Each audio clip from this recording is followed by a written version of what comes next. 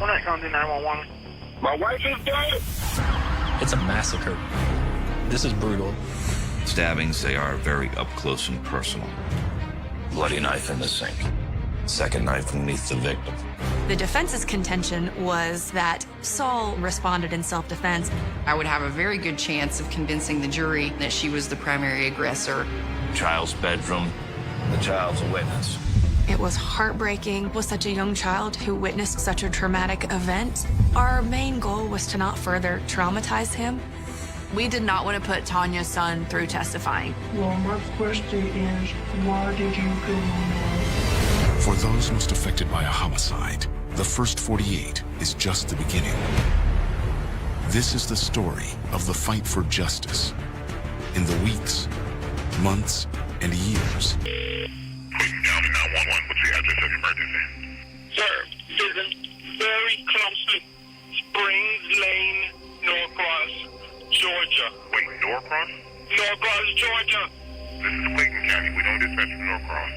Hold on 1 second. Let me get you up to Gwinnett County. Gwinnett County 911. My wife is dead. I'm sorry, repeat that again. My wife is dead. Are you there? All units bring from a male geolocation said his wife was dead and then disconnected. Attempted to contact multiple times, no answer. First responders rush to the scene and find a woman lying in the kitchen, dead.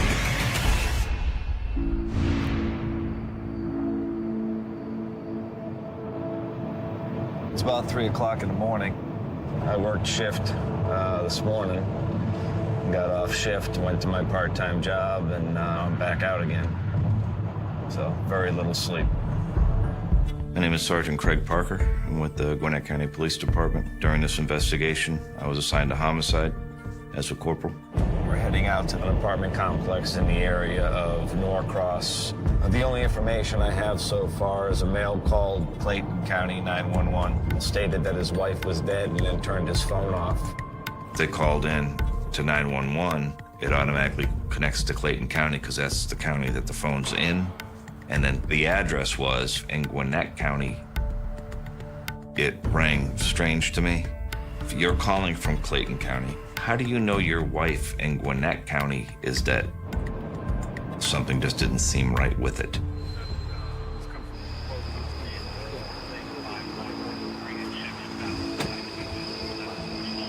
What's going on? Yeah. This one here? Yeah.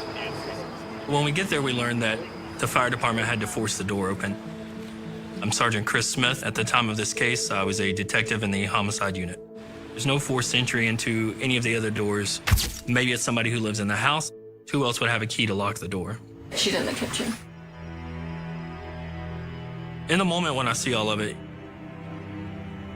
this is brutal. Who would do this to this poor lady?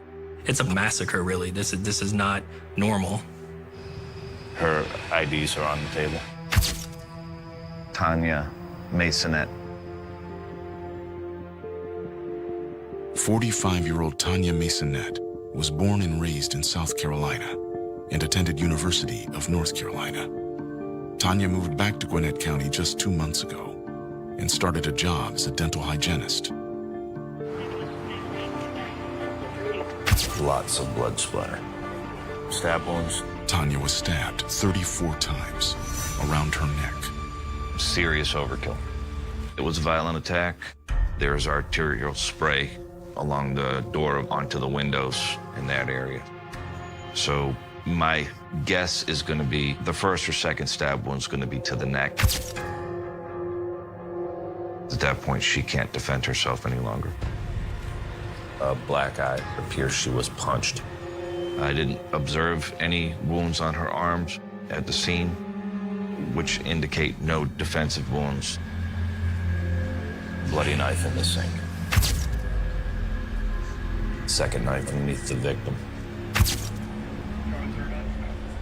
The fact that someone got another knife and continued stabbing her because they are so angry and so passionate with this person that, you know, they just have to get that anger out. Stabbings are very up close and personal. And you backed yourself into a corner. The next room on the right is the master bedroom. There's a suitcase. The suitcase appears to be... I then went into the bathroom off the master bedroom. Over here, there's a lot of hair, like someone shaved their head. Child's bedroom, there's still a fan running. The sheets have been pulled back, indicating that a child was in the bedroom.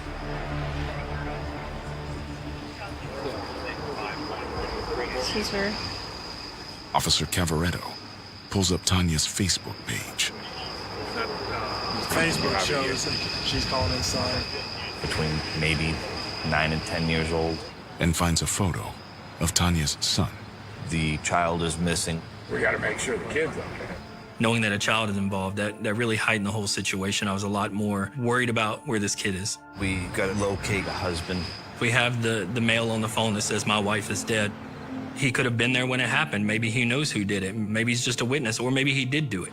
But we don't know at that point. We've got to find him. It's possible he has their child with him. We need to find out as much information as we can.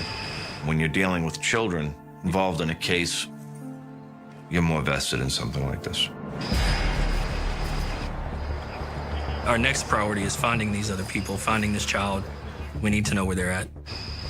2 hours in, Anything useful? Corporal Jason Allen contacts the complex manager to get information on who lives at the apartment. The only thing she knew right now is that Tanya and Saul are listed as the residents. She does not know it by last name. Okay. Do they have any vehicle information? No. There's a bike. No tag on it. There's 2 motorcycle helmets in the apartment. Using the vehicle identification number, patrol looks up the registered owner.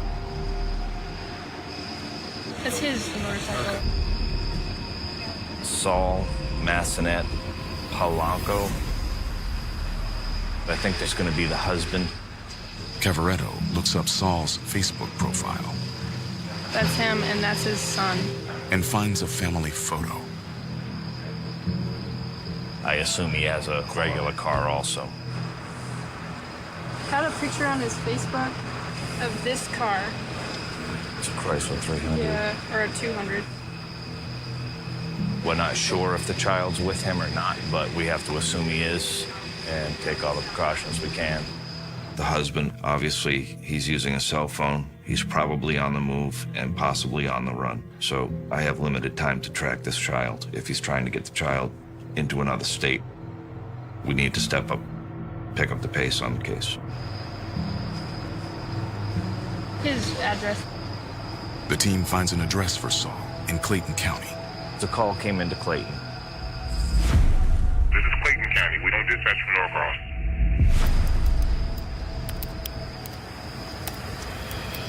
It looked like that's going to be his parents' address because he's the same name. Maybe that's where he was heading to. Parker with Gwinnett County. Parker reaches out to Clayton County PD. We found Tanya Massonet dead of stab wounds. There is a child that lives in this apartment that's not here. With my experience in special victims, for me, this is more important now to me personally. I need to talk to him and know what he knows and make sure that they're okay. We're trying to figure out if Saul Massonet is in custody of this child right now, but make sure the child's fine. He may have just witnessed his mother be killed. We need to find out where this kid is at.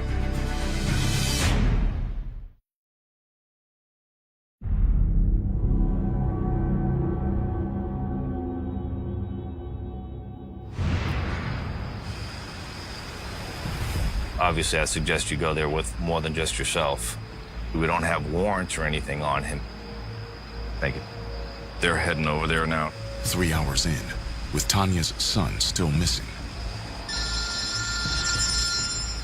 This is Parker. Tanya's son's at the house. The 9-year-old is at the house? Yeah. Clayton County said, there's a kid here and he's okay. And it was just a joint sigh of relief. Where is the father? The male suspect, is he there? He dropped the kid off. He is driving a Chrysler 200? Okay. We need to go. We've got to find out whatever background they have about this relationship. And possible whereabouts of where our guy may go after dropping his kid off. We're gonna have to interview the kid. The kid probably heard something if he did not see something. Yeah, man. Detective Smith had come from SVU and had the experience of interviewing with children. Probably interviewed forensically more than 100 children. I was the right person to be there in that moment to talk to the son. Can you put a bolo out for a gray Chrysler Georgia tag? Gwinnett County PD will start searching for Saul's car. Right now, I have Dad calling saying my wife's dead. He didn't say he killed her. He could easily say I came home and found her that way, and I was scared, grabbed the kid, and left. The child's a witness. I'm Detective Parker. Parker gets an update from a Clayton County patrol officer. What kind of attitude did they have? They were shocked to hear about Tanya. Saul came in and said, I need you to keep the son. They wasn't really trying to say nothing else. Okay, wish us luck. How you doing, Mr. Massonet? Saul's relatives agree to let Detective Smith speak with Saul and Tanya's son. Hey, man. Good morning, talk to you?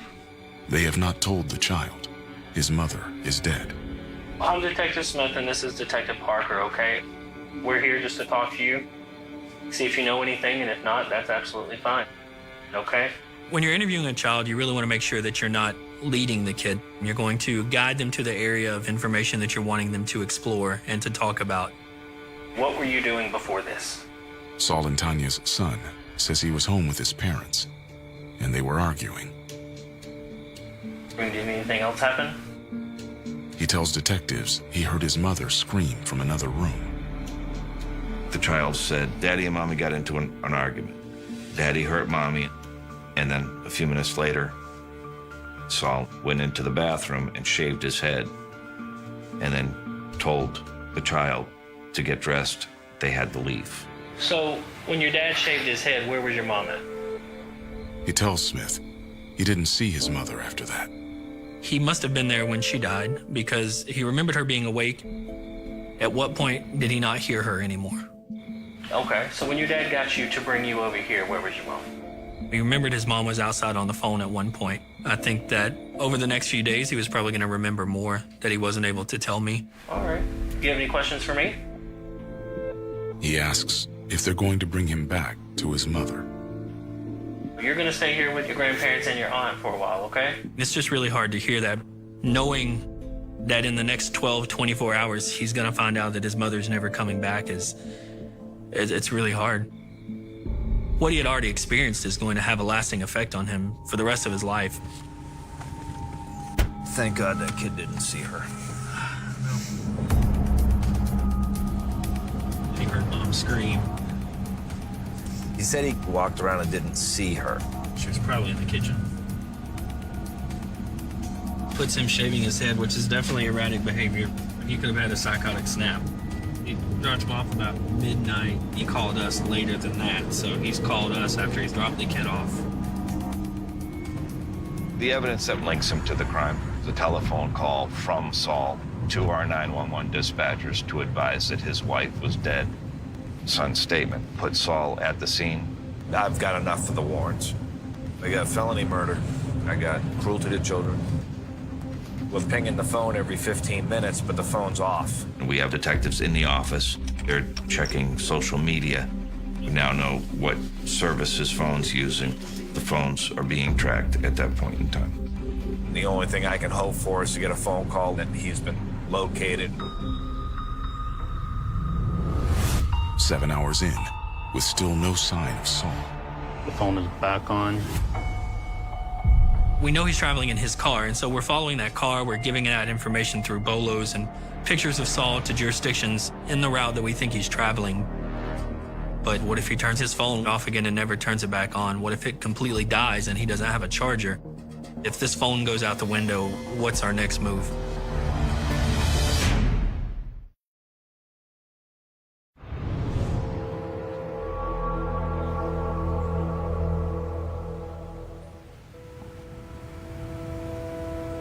The phone was on I-20 going into Alabama. Luckily, he had to stop and get gas. Saul's phone is tracking to a gas station in Birmingham. He must have parked under a cell tower or something. Birmingham police, they have found Saul. They do have him detained. Nice. They're gonna take him to the main jail in that area. I'll be bringing DA investigator Rodriguez with me.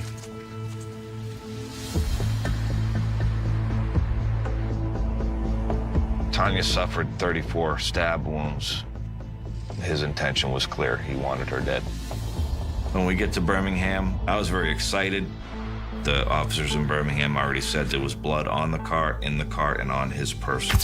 The car is part of the scene. And the best thing to do would be able to process the car there in Birmingham. The team will bring the evidence back to Georgia for further testing. And then we went to the police station with an attempt to interview Saul.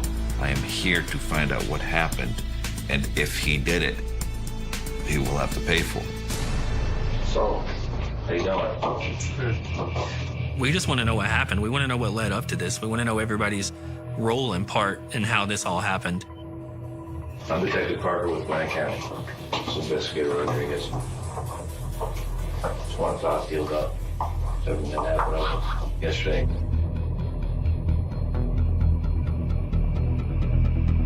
I'm my front door present. Like a lawyer, bro. All right. Well, the short interaction that I had with him, he didn't seem upset. I don't know whether he thought maybe he was going to get away with this. Saul did not have any wounds on his hands, and normally when you're stabbing, your hand, because of the blood, will slide down the blade and usually cause you to cut yourself. That didn't happen. Possibly he was holding the knife strong enough not to slide down on the blade. Him not having marks on him it was a little weird in these types of scenarios. That's not normally what we see. 12 hours into the investigation, Saul Masonette Polanco is charged with murder. Over the next few days, we started piecing the evidence together. Now, Parker and his team need to find out Saul's motive. When you really started talking to the people that were closest to her, that's when we really started getting a clear picture of what had been happening in the home. I did go to Tanya's place of employment and speak with some of the folks there. Tell me a little bit about Tanya. She just moved down here from South Carolina to meet her and her husband Sal were trying to rekindle because they had been separated. She broke down and told me that she was leaving her husband because he's abusive. Tanya wasn't happy at home and was afraid of Saul. Her husband was being violent towards her. It's a domestic violence relationship. She told me her plans were on Friday. She was going to the school, just enrolling her son. And then while he was at work on Saturday, she was packing all her stuff and taking her son to Columbia. So that's the last I talked to her. She should have come and told us. But some people just are too scared to reach out and get help. Women that are in these domestic violence situations, we know that they don't want to leave because of finances, because of children, because of fear. They have to be able to say, I need help with this. Can we always do better with that help? Yes, we could always do better.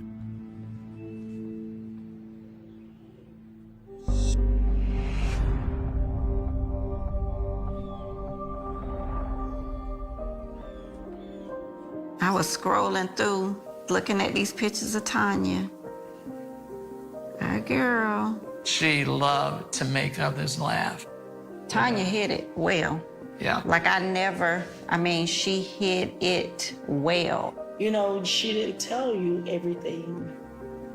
It hurts to to know that she didn't tell us that she was in a domestic violence situation. What didn't she say? What didn't I notice? Maybe I missed it. Right. Did I pay enough attention? So I think it's so important that we do what we do, tell the story. Exactly. Yeah, that's one of the reasons that I joined the board, Family Justice Center. You know what, I'm doing this in honor of my relative who was murdered due to domestic violence. Me knowing who Tanya is, she let him and his persuasive ways reel her back in.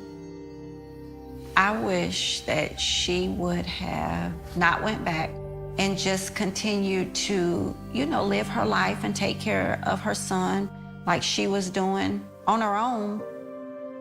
If there is any woman going through a domestic violence situation, you have to leave. Regardless whether you have children, whether you're a single person, it's not worth your life in the end.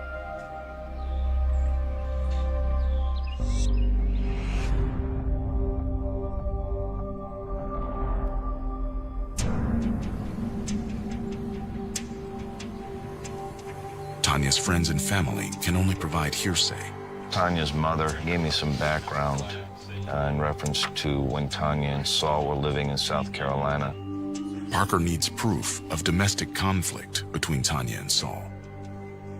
I ended up with 6 police reports regarding domestic complaints from Tanya against Saul. And the reports show a pattern of violence in the relationship, but no arrest warrants issued. I was able to add those add it to the report to show a buildup. Having those reports shows that this was not a sporadic act. It was brought on throughout several years of domestic abuse, leading to the homicide. Tanya found a way to get out of it. Yes, she broke away from his control. That's why it's that violent. Domestic abuse doesn't get better. It gets worse. It doesn't all of a sudden just stop. It progresses. Tanya's mother also gives Parker another lead. During the investigation, we found out that Saul had a girlfriend. They were dating during the time that Saul and Tanya were separated, and Tanya and the child were in South Carolina. So there were a few posts on, her social media that there may have been some things going on. But usually when it's a homicide, there's jealousy involved, something to that effect. To look at all your evidence. The statement from the child saying that he heard a female voice outside the apartment. That sparked my interest because we knew there was another female involved with Saul. I had to work that angle also.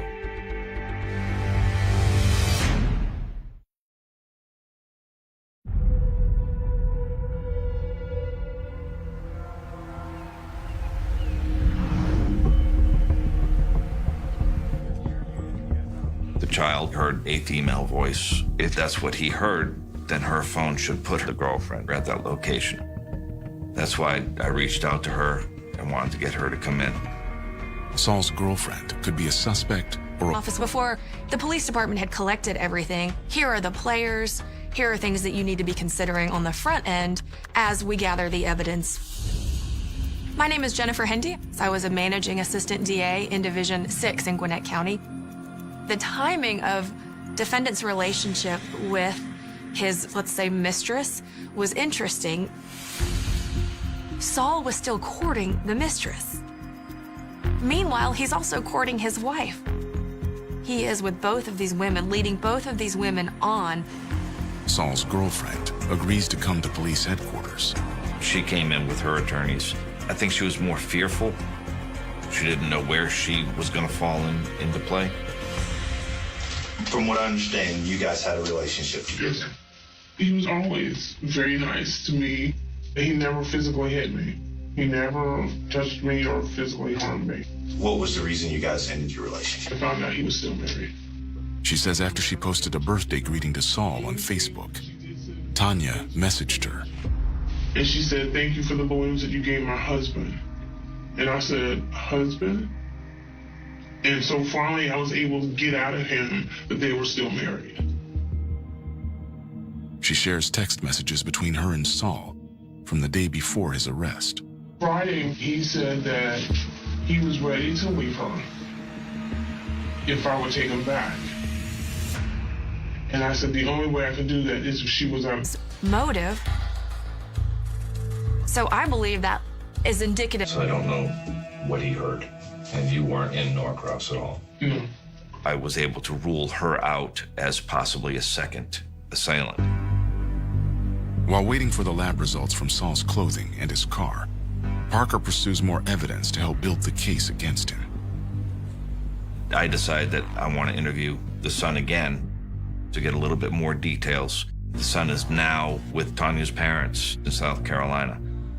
And I asked Detective Montero to assist to come do the interview with me.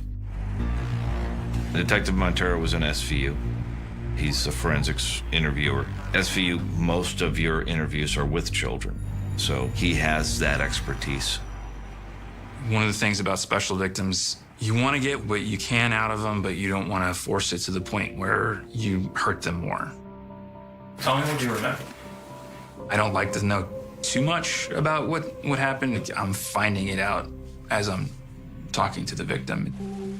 I remember that I was in my dad's mom's bed at the time, and he went in my room and he hit her, and my mom said, "Ow, that would have hurt." That tidbit of information gave Sergeant Parker a significant boost in his case, because the child is hearing the victim basically identifying the attacker. Then my dad said he was sorry because all this is happening at a young age. The child is in the room. He's hearing a disturbance. The father had apologized to the kid that he was having to go through this. It is heartbreaking to think that he heard his mother take her last final breaths.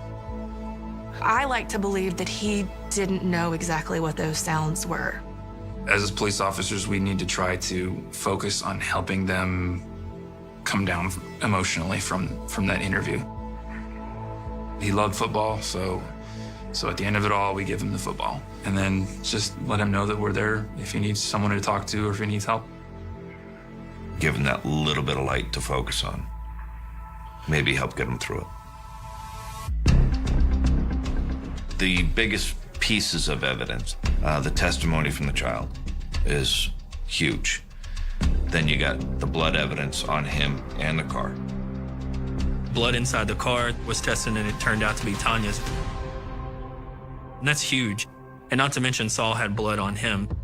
It's really hard for him to explain away those things. The investigation probably went about 2-3 weeks. It's a pretty hefty report. Copy goes to the DA's office for indictment. It is now in the DA's hands. So there were a lot of moving parts in multiple jurisdictions as I am digesting the case, working through it. Mr. Polanco was very lucky that his parents were able to retain Leanne Chancey Hicks for him in this case. My strategy is always to embrace the evidence and to try to present the interpretation from our position as the appropriate interpretation and to show the jury that the state is not interpreting that evidence correctly. My name is Leanne Hicks. I'm a criminal defense attorney. It was our position, and the physical evidence seemed to support that Miss Masonette armed herself first in this situation. When her body was removed by the medical examiner's office, she was laying on top of a knife. And our position was that she was the primary aggressor.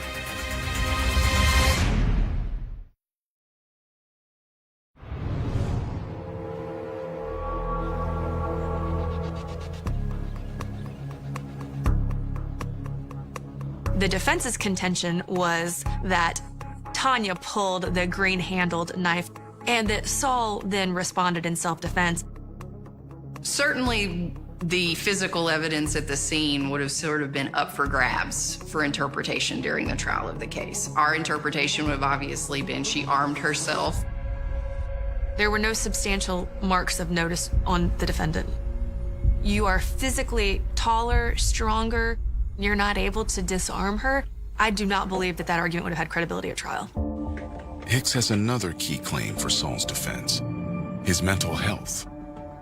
We had retained a forensic psychologist who had conducted a pretty extensive evaluation of Mr. Masonette while he was in custody, who was going to render certain opinions to a psychological certainty as to whether there was premeditation, whether Mr. Masonette had pre-existing mental health conditions that could have led to his reaction, whether he was remorseful for what had happened in this case.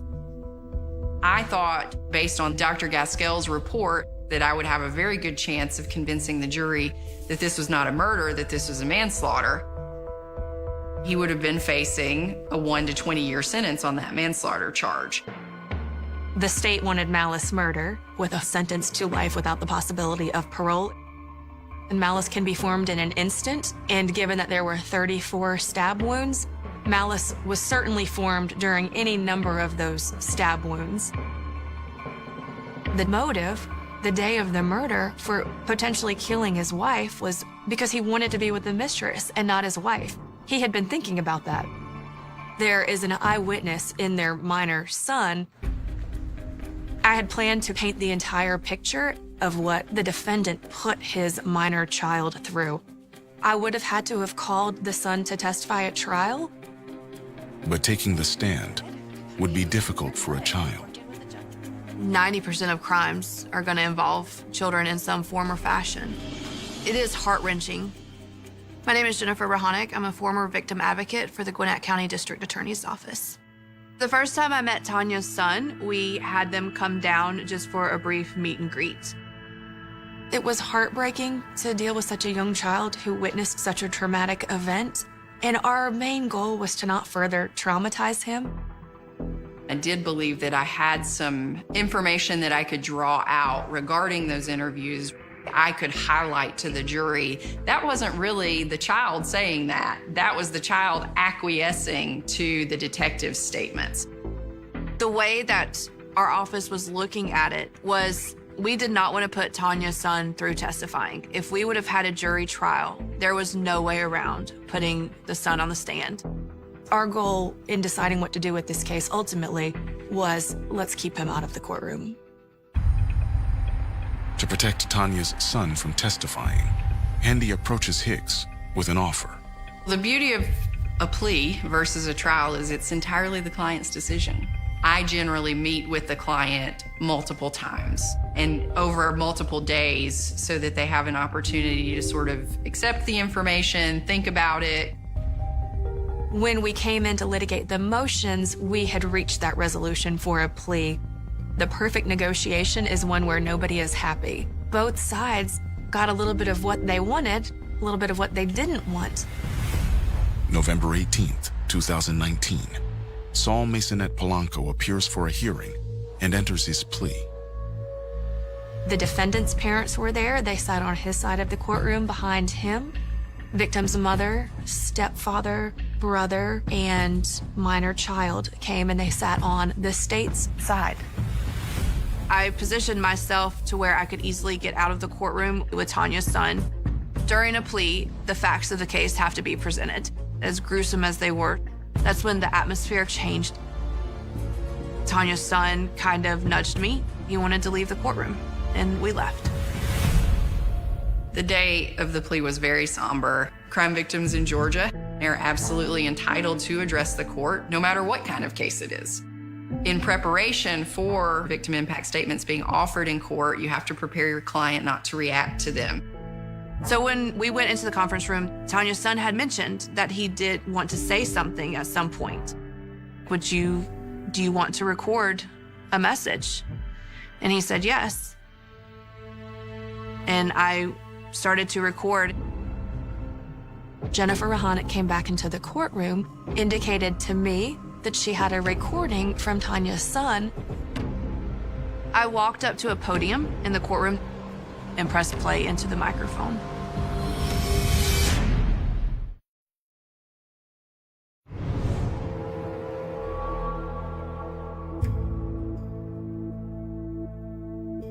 The courtroom was extremely quiet for his victim impact statement. And then I played it. So what would you like to say? Well, my question is, why did you kill my mom? Is that all you want to say? Yes. Okay. Mr. Masonette, when he heard the recording of his son, he became very emotional. It was very difficult for him. The video is very brief, but once it was played and done, it was just a dead silence. I believe that the primary motivation for that, accepting the plea, was his son and not putting his son through a jury trial. Saul Masonette Polanco pleads guilty to felony murder and is sentenced to 25 years in prison with life on probation upon release. The sentence that the defendant was ultimately handed, it was a way to protect their son. There's a no contact clause in that sentence, which is highly important in helping Tanya's son and his healing. He can initiate that contact after he's an adult, but not before then. Over a year later, Saul retains a new attorney. My name is Kelsey Geary Wiley, and I'm an appellate attorney here in Gwinnett County. I was appointed to this specific case to file an appeal to withdraw his plea. Saul did not enter his plea freely, knowingly, and voluntarily. When I first started talking with Saul, he had no memory of entering the plea. In looking at his medical records, there were major issues that immediately popped out to me that would indicate that Saul was not in his right mind. The mental health staff, they consistently observed erratic behavior, impulsive behavior, and refusing medication. We have months of being non-compliant with medication. At a motion hearing for the appeal, Wiley calls the decisions of Saul's former counsel into question. I put Saul's defense attorney, Leanne Chancey Hicks, on the stand to identify her knowledge of his medications and whether he was compliant. Mr. Masonette is alleging that I was ineffective as his counsel for not recognizing that he was not mentally competent or mentally prepared to accept a plea. When she took the stand, I asked her whether she knew that he was not compliant, and she actually said that she would always ask Saul, "Are you taking your medications?" and that he would tell her yes. I'm sure he misinformed Ms. Chauncey Hicks. Dr. Gaskell, a forensic psychologist, interviewed and evaluated Mr. Masonette not very long before we entered the plea in this case. Dr. Gaskell certainly would have informed me if there were any concerns on his behalf of incompetency. I still believed that he was fully competent to enter the plea. I have had countless interactions with Leanne Chancey Hicks. She leaves no stone unturned and ultimately negotiated the best resolution he hoped to accomplish. I don't think that there's an argument for that he wasn't competent at the time he tendered his plea. Ultimately, Judge Batchelor did not consider granting the defense's motion. But Wiley doesn't give up. She takes the case to the highest court in the state. The Supreme Court has exclusive jurisdiction over those charges that carry a life sentence. I truly believe that we have a strong chance of getting a favorable opinion at the Supreme Court. But then Georgia law changes. A defendant has just 30 days from his sentencing to file an appeal. The court only has so much time at the trial level to hear a motion for a new trial or a motion to withdraw a guilty plea. Outside of that time frame, that individual has lost that right. The Supreme Court dismisses Saul's appeal. So at this point, this motion, this process is done. There's no dispute that Saul committed the acts, and he's never denied it. It was just the opportunity to get a lesser sentence. It's not about letting the guilty go free. It's about ensuring that there was justice, that the constitutional rights were upheld, that if there was error, that it's corrected. There was justice. Yes, Tanya's family got a little bit of justice, but At the end of the day, their son has no parent.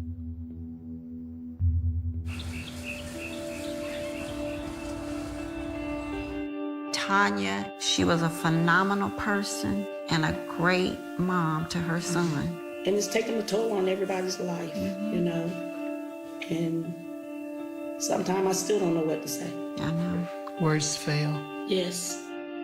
Tanya did an exceptional job raising her son. Her son now is living with Tanya's mother. Every time I ask about him, they've taken real good care of him, you know, to make life.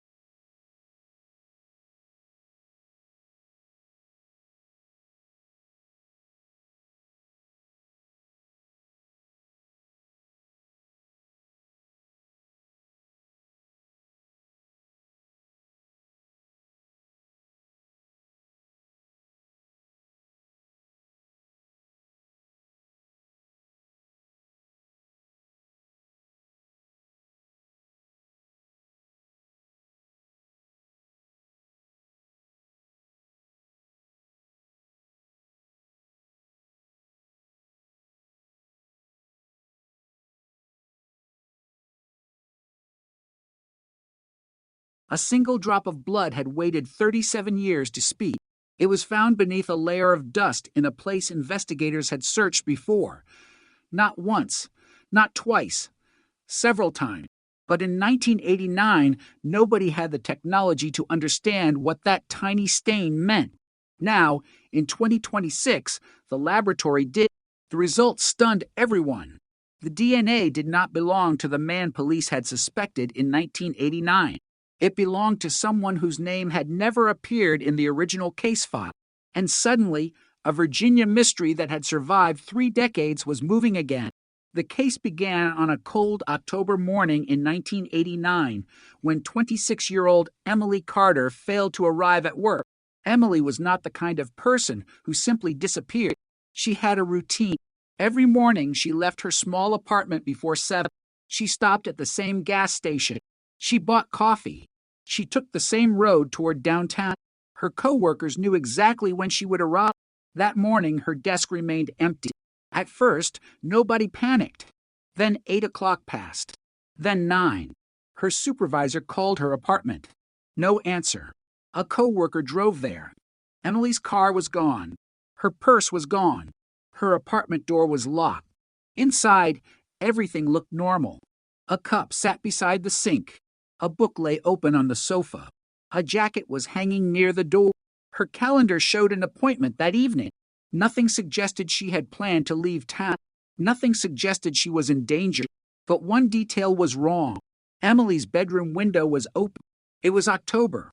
Cold air was coming through the room. On the windowsill was a small smear of blood. Police arrived shortly afterward. They photographed everything.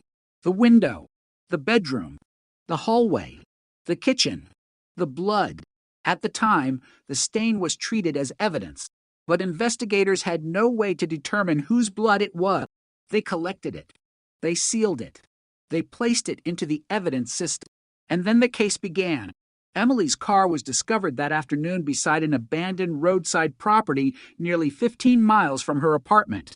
The driver's door was unlocked. The keys were still inside. Her coat was on the passenger seat. Her coffee cup sat in the holder. The radio was still playing, but Emily was gone. Investigators searched the surrounding wood.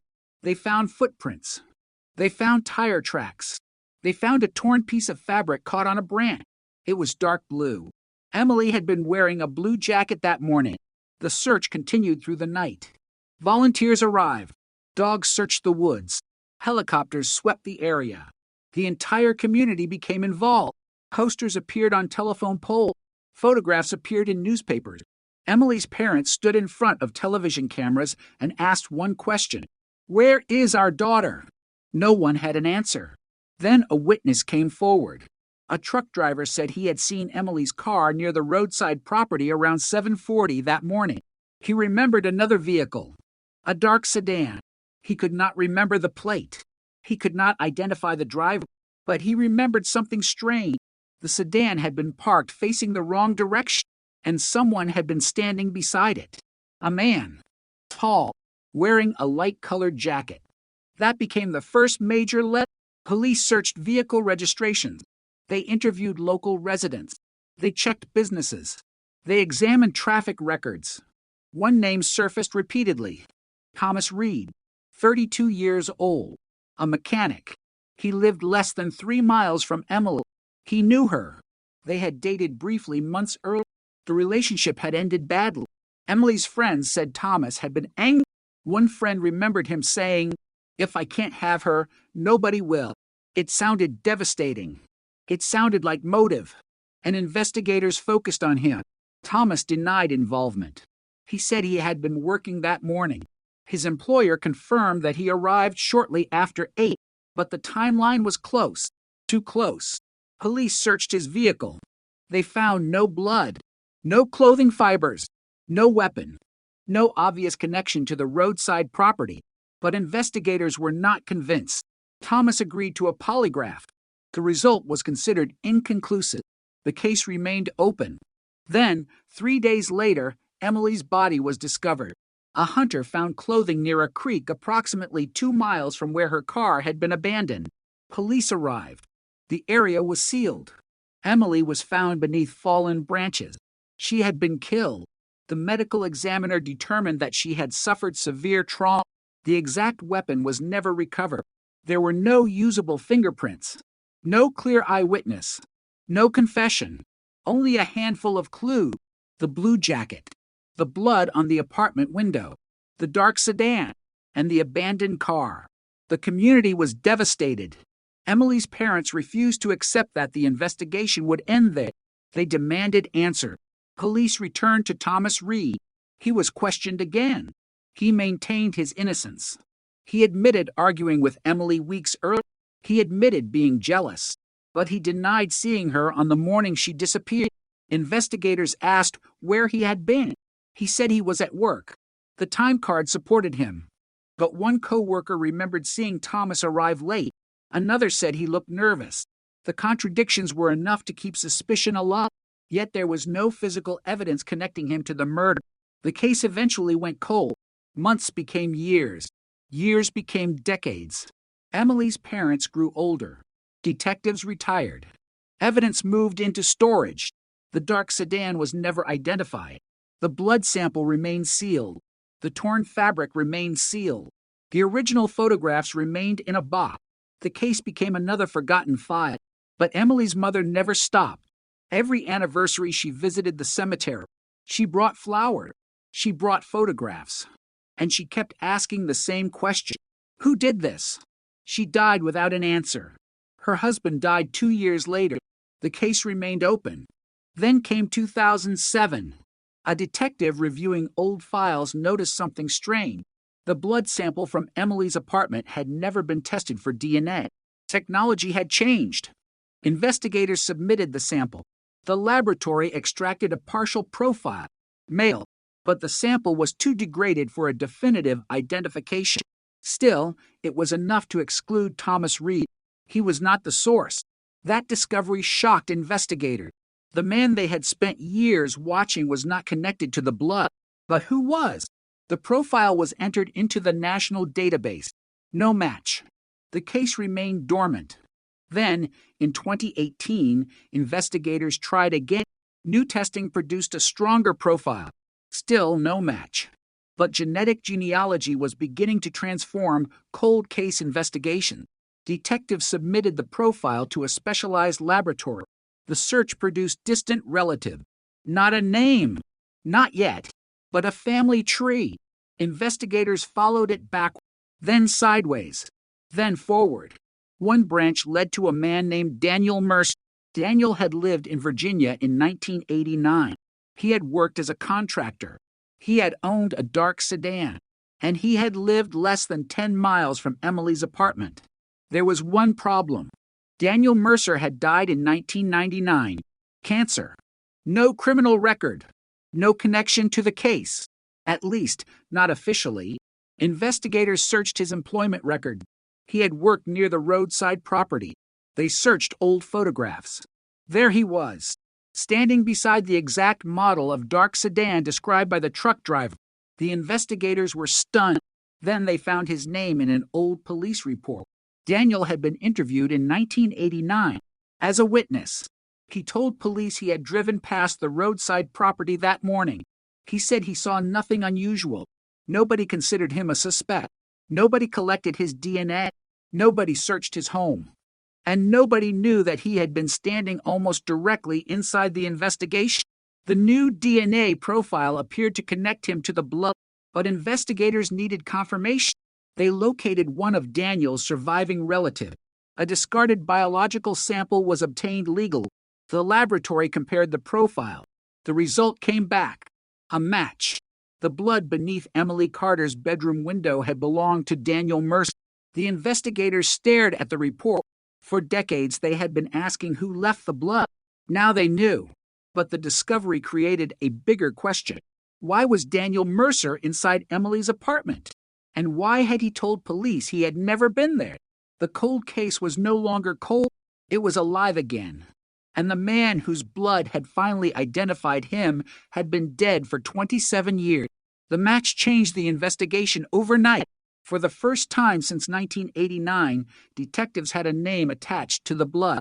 Daniel Mercer, a man who had been questioned, a man who had walked into the original investigation, a man who had looked detectives in the eyes and told them he knew nothing. Now his DNA was sitting inside the evidence file, and the blood had not been found in a public place. It had been found inside Emily Carter's apartment, on her bedroom window. The implication was immediate. Daniel had been there. But why? The original police report was pulled from the archives. The pages were yellow. The ink had faded. Some sections were almost unreadable. Yet Daniel's name was still there. Witness interview. October 12th, SIL 1989. Investigators read every line. Daniel had told officers he was driving to a construction site that morning. He remembered seeing Emily's car near the roadside property. He said he had slowed down. He said he saw no one. He said he continued toward work. At the time, the statement appeared harmless. Now it looked completely different, because Daniel had never mentioned Emily's apartment. He had never mentioned the bedroom. He had never explained how his blood could have ended up on her window. And there was another problem. The blood had not been found on the outside of the window. It had been found on the inside. That meant Daniel had either entered the apartment or had been injured while standing inside it. Investigators reopened the original photographs. They enlarged the bedroom image. The window was open. A curtain hung partly outside. There were faint marks on the wooden frame. At first glance, they looked like scratches. Now the forensic team examined them again. One mark appeared to contain a tiny fiber. The fiber had been preserved. It was too small to identify in 1989. Modern testing produced a partial result. Synthetic material. Dark blue. The same general type of material used in a jacket found near Emily's body. Investigators returned to the evidence room. The jacket had been stored for decades. It was damaged. The fabric was brittle, but it was still there. Technicians examined the torn section. The edges appeared consistent. The fiber from the window could have come from the jacket. It was not enough to prove anything, but the possibility was disturbing. Daniel's blood, Emily's bedroom, a blue jacket, and a body found 2 miles away. The original case suddenly had a new center. Daniel Mercer. Detectives began reconstructing his life in 1989. He was 36, married, 2 children. He worked construction and repair jobs. His schedule was irregular. He sometimes traveled between job sites. He owned a dark blue sedan, the same general type described by the truck driver. Investigators located an old photograph of Daniel's vehicle.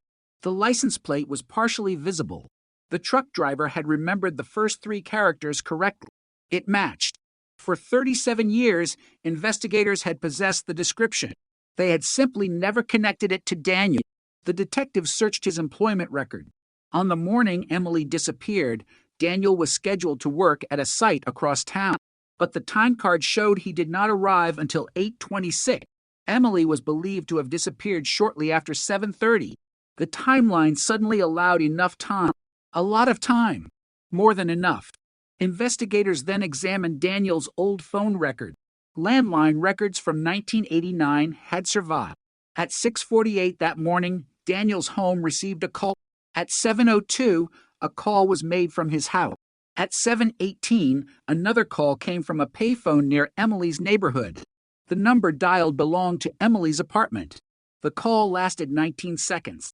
Nobody had noticed it in 1989. The detective who reviewed the record wrote one sentence across the top of the page. Why was Daniel calling Emily? There was no answer.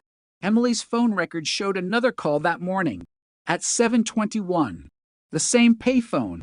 The same number. This time, Emily answered. The call lasted 42 seconds. 3 minutes later, Emily's car left her neighborhood. The investigators now believed Daniel had contacted her.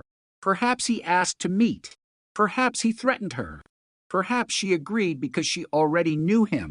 The relationship between them had to be examined. But Daniel had never been listed as one of Emily's close friends. He was not a boyfriend. He was not a co-worker. He was not family. So why would she meet him? The answer came from an old photograph. Emily had worked briefly on a local community renovation project. Daniel had been one of the contractors. They knew each other professionally. Not closely, but enough. Investigators contacted Emily's former co-worker, Susan Avery. Susan was 81 now. She remembered Daniel.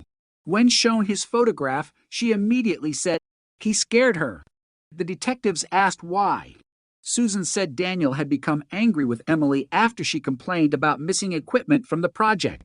She believed he was stealing material. Emily had threatened to report him. Susan remembered Emily saying, "He thinks I won't do it." The detectives asked when this happened. Susan said, "About 2 weeks before she died." That changed the motive. Daniel may not have been a stranger who suddenly appeared in Emily's lot. He may have had a reason to fear her. Investigators searched the old construction records. They found discrepancies. Equipment listed as delivered had disappeared. Payments had been approved. Invoices had been altered.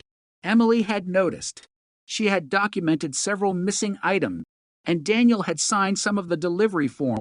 The original investigators had never connected the financial dispute to the murder, because the case had focused almost entirely on Emily's personal relationships. Thomas Reed became the obvious suspect. Daniel remained in the background. Now investigators wondered whether the real motive had been hidden inside a pile of old paperwork. They searched Daniel's former employer. The company was gone. The building had been demolished, but county archives contained copies of old contracts. One document contained Emily's handwriting. At the bottom she had written, "Numbers don't match." Beside the note was Daniel's name. The date was October 6th, Sill 1989, 6 days before Emily disappeared. The investigation was beginning to reveal a sequence. Emily discovered missing equipment. She confronted Daniel. She threatened to report the irregularity. Daniel became worried. Then Emily disappeared. The detectives searched Daniel's finances. He had received an unexplained payment 3 days after Emily's death. The amount was significant. The payment came from a subcontractor connected to the same construction project. The account was closed shortly afterward. Investigators contacted the subcontractor's family. The owner had died years earlier, but his daughter still remembered the business. She told detectives her father had been terrified in October 1989. He had received a phone call. Afterward, he told the family, "Don't ask me about Emily." That sentence had never appeared in any police report. The daughter said her father kept an envelope locked in his office. After his death, she found it. She still had it. Inside was a receipt, a handwritten note, and a photograph. The photograph showed Daniel Mercer standing beside a work truck. On the back was a date, October 11th, Sill 1989, the day before Emily disappeared. The note contained only 6 words. He says she knows too much. No signature. No explanation. But the handwriting belonged to the subcontract. Investigators had the document analyzed. It was authentic. Now they had motive. They had opportunity. They had the vehicle. They had the blood. And they had a witness who remembered Daniel being near the project. Still, there was one major problem. Daniel was dead. The investigators could not question him. They could not put him on trial. They could not hear his explanation. But they could search his old property. His house had been sold after his death. The current owner agreed to allow investigators inside. The house had been remodeled several times. Most of the original interior was gone, but the garage remained almost unchanged. Behind a wooden shelf, investigators found an old metal cabinet.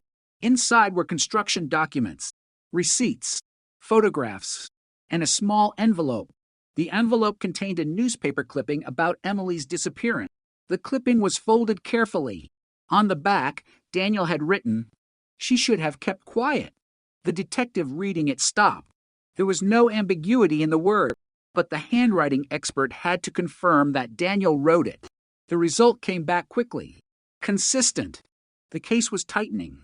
Then investigators discovered something even more disturbing. The garage contained an old toolbox. Inside was a pair of work gloves.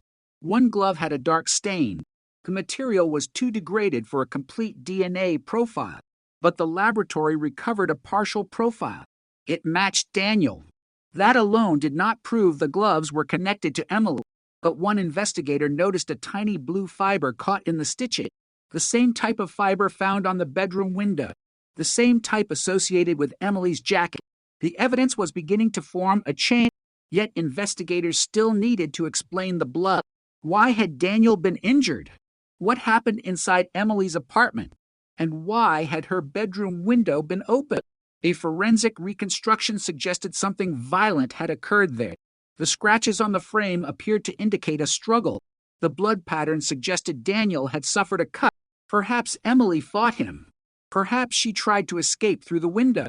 Perhaps she injured him before being forced into the car. Investigators searched the neighborhood again. An elderly woman named Helen Brooks had lived across the street in 1989. She had never been interviewed. Her daughter contacted police after seeing the new report. Helen was 94. Her memory was fragmented. But when investigators mentioned Emily's name, she remembered the morning. She remembered hearing a woman scream only once. Then she remembered seeing a man outside Emily's apartment. A man with blood on his hand. The detectives asked whether she could identify him. Helen said she did not know. Then she looked at Daniel's photograph. Her face changed. That man. The room went silent. "You're certain?" Helen nodded. "He was carrying something." "What?" She closed her eyes. "A blue coat. The same blue jacket. The same jacket found near Emily's body." The investigators now had another witness. But Helen remembered one more detail. She said Daniel was not alone. Another man was standing near the car, shorter, wearing a dark hat. She could not see his face. The detective asked whether she remembered the vehicle. Helen nodded. It was dark. Black. Maybe blue. Was there anything unusual? She thought for several seconds, then said, "There was a white sticker on the rear window." Investigators returned to the old vehicle photographs. Daniel's sedan had a white sticker. The truck driver's description matched. The pieces were converging. But the second man remained unidentified. Investigators searched Daniel's phone records again. One number appeared repeatedly. The number belonged to Thomas Reed, the man who had been suspected for decades, the man whose alibi had never fully satisfied investigators, the man whose life had been destroyed by suspicion. Now his name was back in the case. But the detectives had to ask a terrifying question. Had Thomas been wrongly accused? Or had he been involved with Daniel? They searched the old records. Thomas and Daniel had known each other. Not socially, professionally. They had worked on the same construction project. They had exchanged calls. And on the morning Emily disappeared, Thomas's phone records showed a call to Daniel at 7:29, 8 minutes after Emily's call from the payphone. The call lasted less than 1 minute. Then Thomas drove to work. Investigators interviewed Thomas again. He was 70 years old. When they showed him Daniel's photograph, he became visibly shaken. The detective asked, Did you know Daniel Mercer? Thomas answered, yes. Did you know he knew Emily? Yes. Did you speak to him on October 12th, Sill 1989? Thomas stared at the table. I don't remember. The detective placed the phone record in front of him. Thomas looked at it. Then he whispered, I remember. Why did you call him? Thomas said nothing. The detective waited. Finally, Thomas looked up and gave an answer that completely changed the direction of the investigation. I called him because Daniel told me Emily was dead. It was a sentence nobody in the original case had ever heard.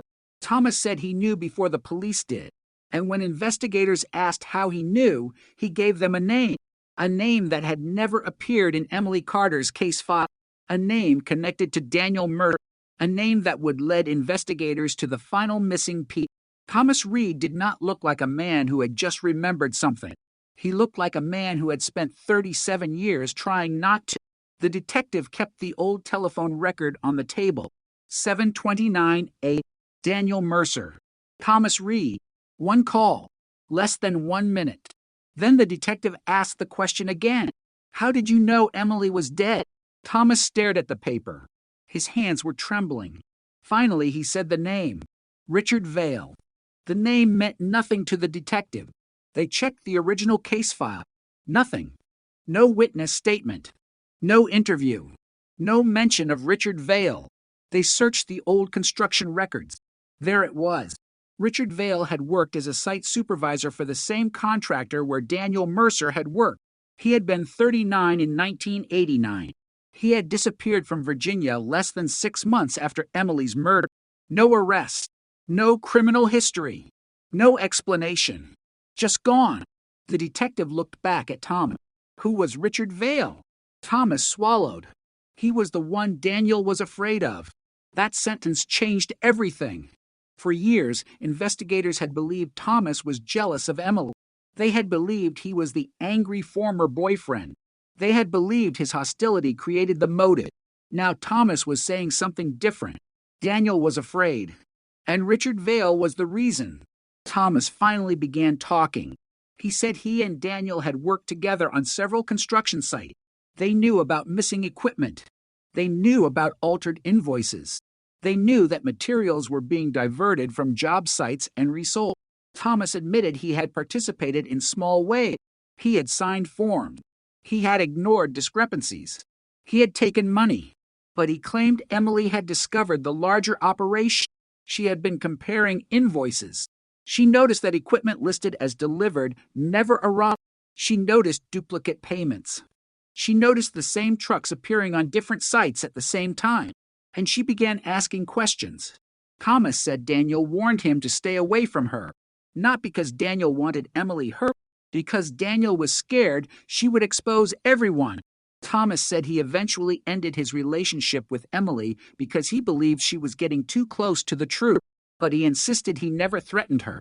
Then came October 11th, the night before she disappeared. Thomas said Daniel called him. His voice was different. He sounded frightened. He told Thomas, "She has copies." Thomas asked what copies. Daniel refused to explain. Then Daniel said, "Vale knows." That was the first time Thomas heard the name Richard Vale. The detective asked why Thomas never told police. Thomas looked down. Because I was afraid. Of Daniel? No. Of Vale. Thomas nodded. The detective asked what Vale had done. Thomas said he had seen him threaten a worker months earlier. The man had complained about missing equipment. The next day he lost his job. Then his truck was vandalized. Thomas believed Vale was responsible. Nobody could prove it. But people understood. They stayed quiet. That was how the system worked. Not through official orders. Through fear. Thomas said he believed Emily had finally crossed the line. She was going to report the missing equipment. She had told several people she had evidence. She believed the police would protect her. Thomas remembered telling her she was making a mistake. Emily had answered, "Someone has to stop them." That was the last conversation he remembered having with her. The next morning, he went to work. At 7:29, he called Daniel. Daniel answered. Thomas asked where he was. Daniel said, "It's done." Thomas asked, "What did you do?" Daniel said nothing. Then the line went dead. Thomas said he immediately understood. Emily was missing. Daniel knew where she was, and Thomas believed he might be next. He went to work anyway. He said he tried to act normal. He did not. His coworker noticed. Thomas kept looking toward the parking lot. Every time a dark vehicle passed, he froze. The detectives asked why he had never told police.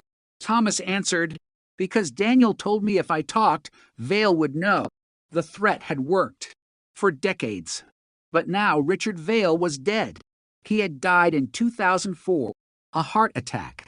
He had spent the final years of his life living in North Carolina. His family believed he had simply moved for work. They knew nothing about Emily. Investigators searched his old records. A photograph appeared. Richard Vale standing beside Daniel Mercer. The photograph had been taken at a construction site. Both men were smiling. On the back was a date, October 1989. Investigators enlarged the image. Richard was wearing a dark hat, the same type Helen Brooks remembered seeing near Emily's apartment. The detective placed the photograph beside the old witness description. Tall man, dark hat, standing near Daniel's vehicle. The image was not proof, but it was another coincidence. Then investigators found the vehicle. Richard Vale had owned a dark pickup truck, not a sedan, but his wife remembered something. He occasionally borrowed Daniel's car, especially when visiting job sites. She said he had borrowed it on October 12, still 1989. She remembered because he returned late, very late, and there was something strange about the car. It had blood on the passenger side floor. She asked him about it. Richard told her, "Don't worry about it." She never asked again. Investigators searched her old photographs. There was one picture of the car taken months earlier. A white sticker was visible on the rear window, the same sticker Helen remembered. The evidence was becoming darker. Daniel's blood inside Emily's apartment. Daniel's car outside. Richard borrowing that car. Emily's blue jacket near the creek. Thomas receiving a call telling him she was dead, and Richard disappearing from Virginia months later. But investigators still needed to know what happened inside Emily's apartment. The original crime scene photographs were scanned again. One image showed the bedroom floor. Near the window was a small metal object. It had been cataloged as debris. Nobody had examined it. Now the laboratory inspected it. It was a broken cufflink, silver, engraved with 2 letters, RV, Richard Vale. The detective stared at the photograph, a tiny object, almost invisible. 37 years old, still there. The cufflink was compared with photographs of Richard. In one image from 1988, he was wearing a pair of silver cufflinks. The design appeared identical. Forensic testing could not prove the cufflink had belonged to him, but it was another piece. And then came something far more powerful, a latent fingerprint. The original investigators had lifted several prints from Emily's apartment. Most were never identified. One partial print had been stored. Modern analysis recovered enough ridge detail to compare it. The print did not belong to Emily. It did not belong to Thomas. It did not belong to Daniel. Investigators compared it with Richard's archive fingerprint record. A match. The result was extraordinary. Richard Vale had been inside Emily Carter's apartment. His fingerprint had been preserved for 37 years, but the detective still needed to understand one thing. Why had Daniel's blood been on the window? The reconstruction suggested a violent struggle. Emily may have tried to escape. Daniel may have climbed through the window after she attempted to flee.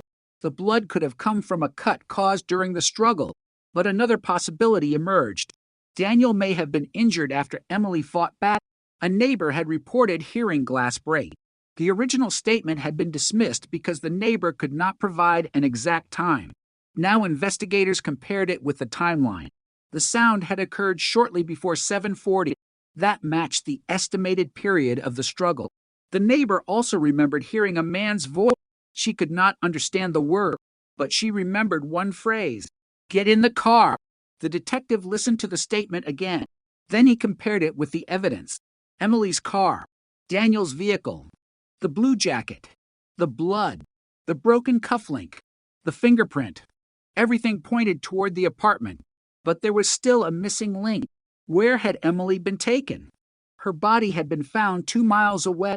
The route between the apartment and the creek passed through several streets. There were no cameras, no modern tracking data, no electronic records. But one old gas station had survived. The owner had kept security log, and inside an old box was a receipt. October 12th. Sill 1989, 7:51 a.m.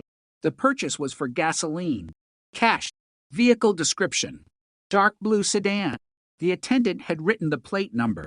Investigators compared it with Daniel's old registration. Matt. The sedan had been there minutes after Emily disappeared, but the attendant remembered something else.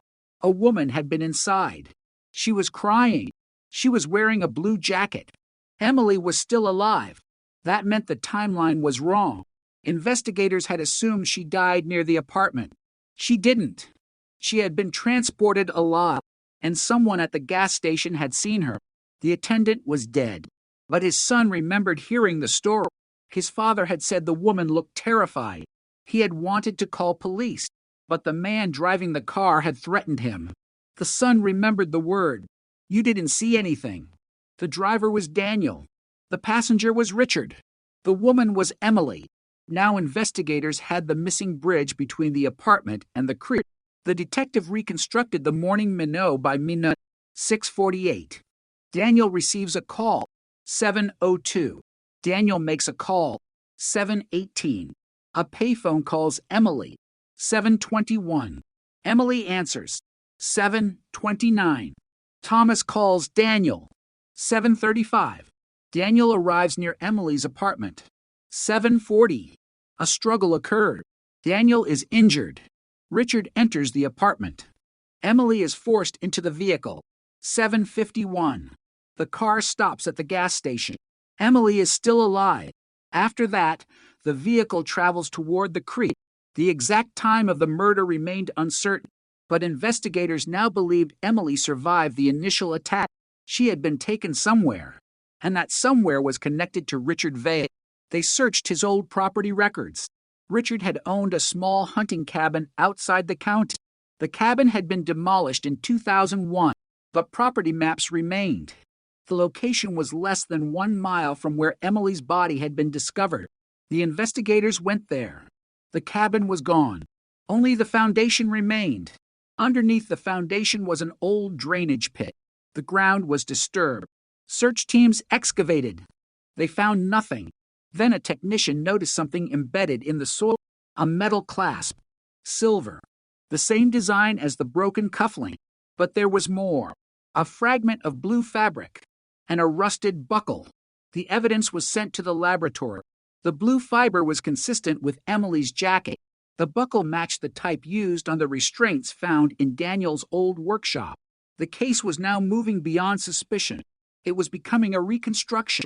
But the biggest surprise was still hidden in the archives.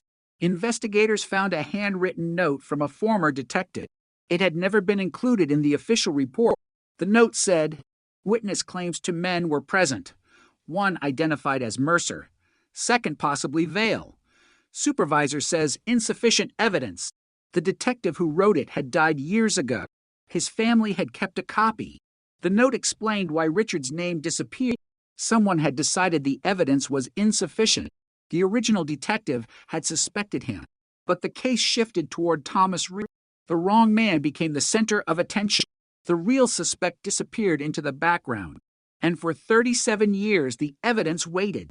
Now investigators had DNA, fingerprints, witness memories, financial records, a vehicle, a cufflink, a jacket, and an old handwritten note.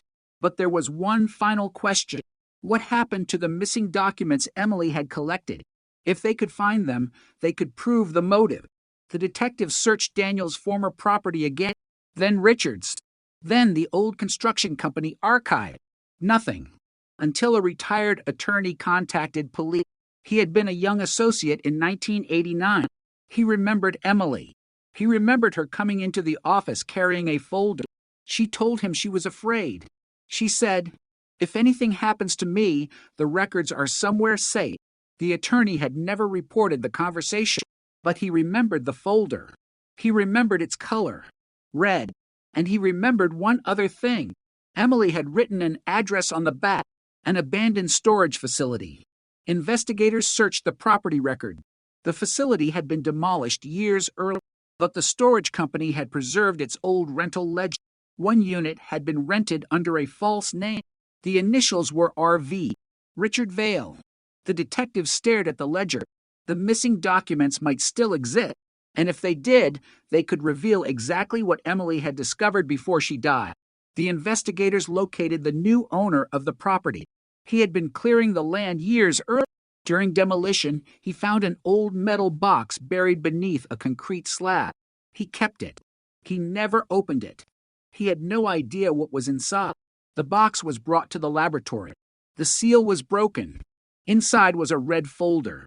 Emily Carter's handwriting covered the first page, and beneath her handwriting was a list of names: Daniel Mercer, Richard Vale, several contractors, and one name that made investigators stop breathing, a name belonging to a person who had never been questioned, a person who had been in a position of authority, a person who had signed the original contract, a person who had personally known Emily. The final page contained only one sentence: "If they come for me, look at the person who controls the money." The sentence at the bottom of the page changed the case again. "If they come for me, look at the person who controls the money." The detective read it once, then again, then placed the document beneath a sheet of protective film. The name above it was Harold Whitmore. In 1989, Whitmore had been the regional director of the construction company where Emily had worked as an administrative assistant. He had signed the contracts. He had approved payments. He had authority over Daniel Mercer. He had authority over Richard Vale. And according to the newly discovered documents, he had approved several transactions Emily had flagged as fraudulent. But Whitmore had never been treated as a suspect, not once. His name appeared in the original file only as an employee. That was all. Now detectives began rebuilding his life. Whitmore was 76. He lived in another state. He had retired years earlier. His public record looked clean. No arrest, no convictions, no lawsuits connected to Emily. But the financial documents told a different story. Investigators traced the missing equipment. The same machinery appeared in company records, then disappeared. Payments were made. Invoices were altered. Money moved through subcontractors. Then, after Emily disappeared, several accounts were closed. The pattern was obvious. Someone had been stealing from the company. Emily had discovered it. And someone had been terrified she would expose them. The detectives found another name buried in the paperwork: a private company called Valley Industrial Supply. It had been created 6 months before Emily's death. The company had no real office, no employees, yet it received thousands of dollars from Whitmore's department. The owner was a man named Richard Vale. The money moved from Whitmore's company to Valley Industrial Supply, then from Valley Industrial Supply into an account controlled by Daniel Mercer, then cash withdrawals, large ones, almost immediately. The chain was undeniable. But financial corruption did not automatically prove murder.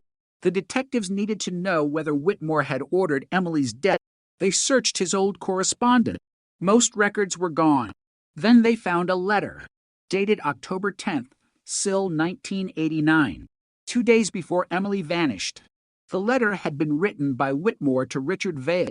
It contained no direct threat, but one sentence stood out: "The Carter situation must be handled before Friday." The detective stopped. The phrase was vague. It could mean anything, but the timing was impossible to ignore. 2 days later, Emily disappeared. The letter was sent by mail. The envelope carried Whitmore's fingerprints only because the evidence had been preserved. The handwriting was confirmed. Whitmore had written it. The investigators now had motive. They had money. They had a connection between Whitmore, Vale, and Mercer, but they still lacked the exact command. Who decided Emily had to die? The red folder provided another clue. Emily had documented the payments. She had written dates, amounts, names. Beside Whitmore's name, she had written, "He knows." Beside Richard's, "He moves it." Beside Daniel's, He delivers. Then, next to Thomas Reed's name, he knows something. Not sure what. That line explained the entire investigation. Thomas had known enough to be afraid, but not enough to understand the whole operation. And because he had been angry with Emily, investigators focused on him. The wrong suspicion had hidden the real network. The detective returned to Thomas. He showed him the red folder. Thomas stared at his own name. He became emotional. I told them, he said. Told who? The police. What did you tell them? That Emily was afraid of Whitmore. Thomas said investigators did not seem interested. They wanted to know about the relationship. They wanted to know if he was jealous. They wanted to know if he had argued with her. They kept asking the same questions. And Thomas eventually stopped talking. He believed nobody wanted the truth. The detective asked him about Richard Vale. Thomas described him as a man who rarely raised his voice. That was what made him frightening. He didn't have to threaten you, Thomas said. He just looked at you. Thomas remembered one meeting. October 11th. Daniel, Richard, Whitmore. They were inside a warehouse after dark. Thomas had walked past the door. He heard Emily's name. He stopped. He heard Whitmore say, "She cannot go to the police." Richard answered, "She won't." Thomas said he heard Daniel ask, "What if she does?" The room became silent. Then Whitmore said, "Then we have a problem." Thomas left. He never told anyone. The next morning, Emily disappeared. That testimony was powerful, but it was still memory. Investigators needed something physical. They searched the warehouse records. The building had been demolished, but county archives contained old inspection photographs. One photograph showed a storage room. On the wall was a calendar. October 1989. A date was circled. October 11th. Underneath it was written, Carter. The photograph was grainy, but the calendar was clear enough. The detective enlarged it. A second note appeared beneath the date, 7 p.m. Investigators searched old phone records. At 7:04 p.m.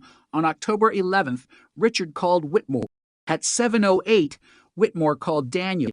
At 7:13, Daniel called Richard. 3 calls. 9 minutes. The following morning, Emily disappeared. The timeline was becoming increasingly precise. Then the forensic laboratory called.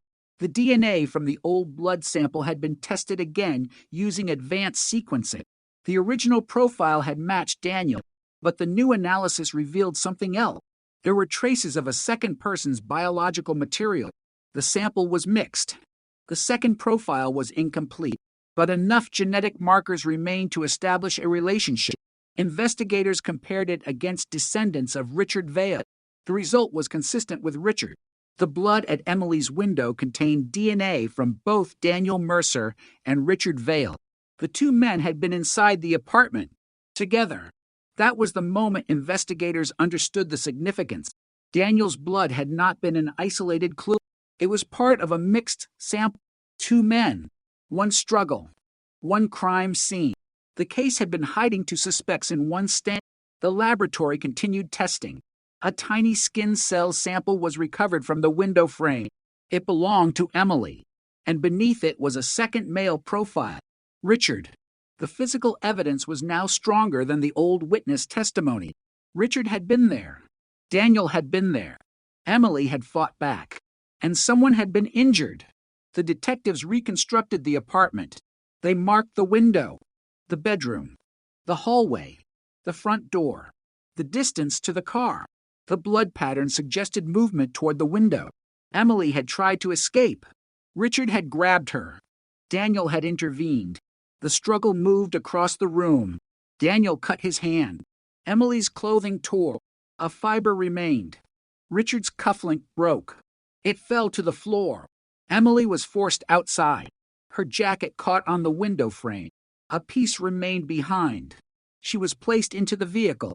The door closed, and she disappeared.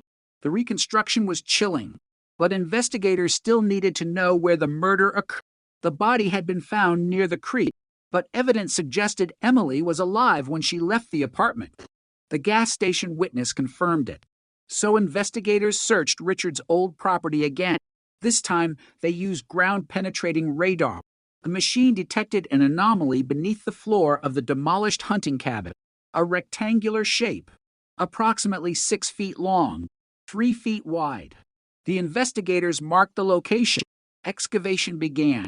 At 2 feet below the surface, they found disturbed soil. At 3 feet, a layer of old concrete. Beneath it, fabric. Blue, the same color as Emily's jacket. The laboratory confirmed the fibers were consistent, but no remains were found.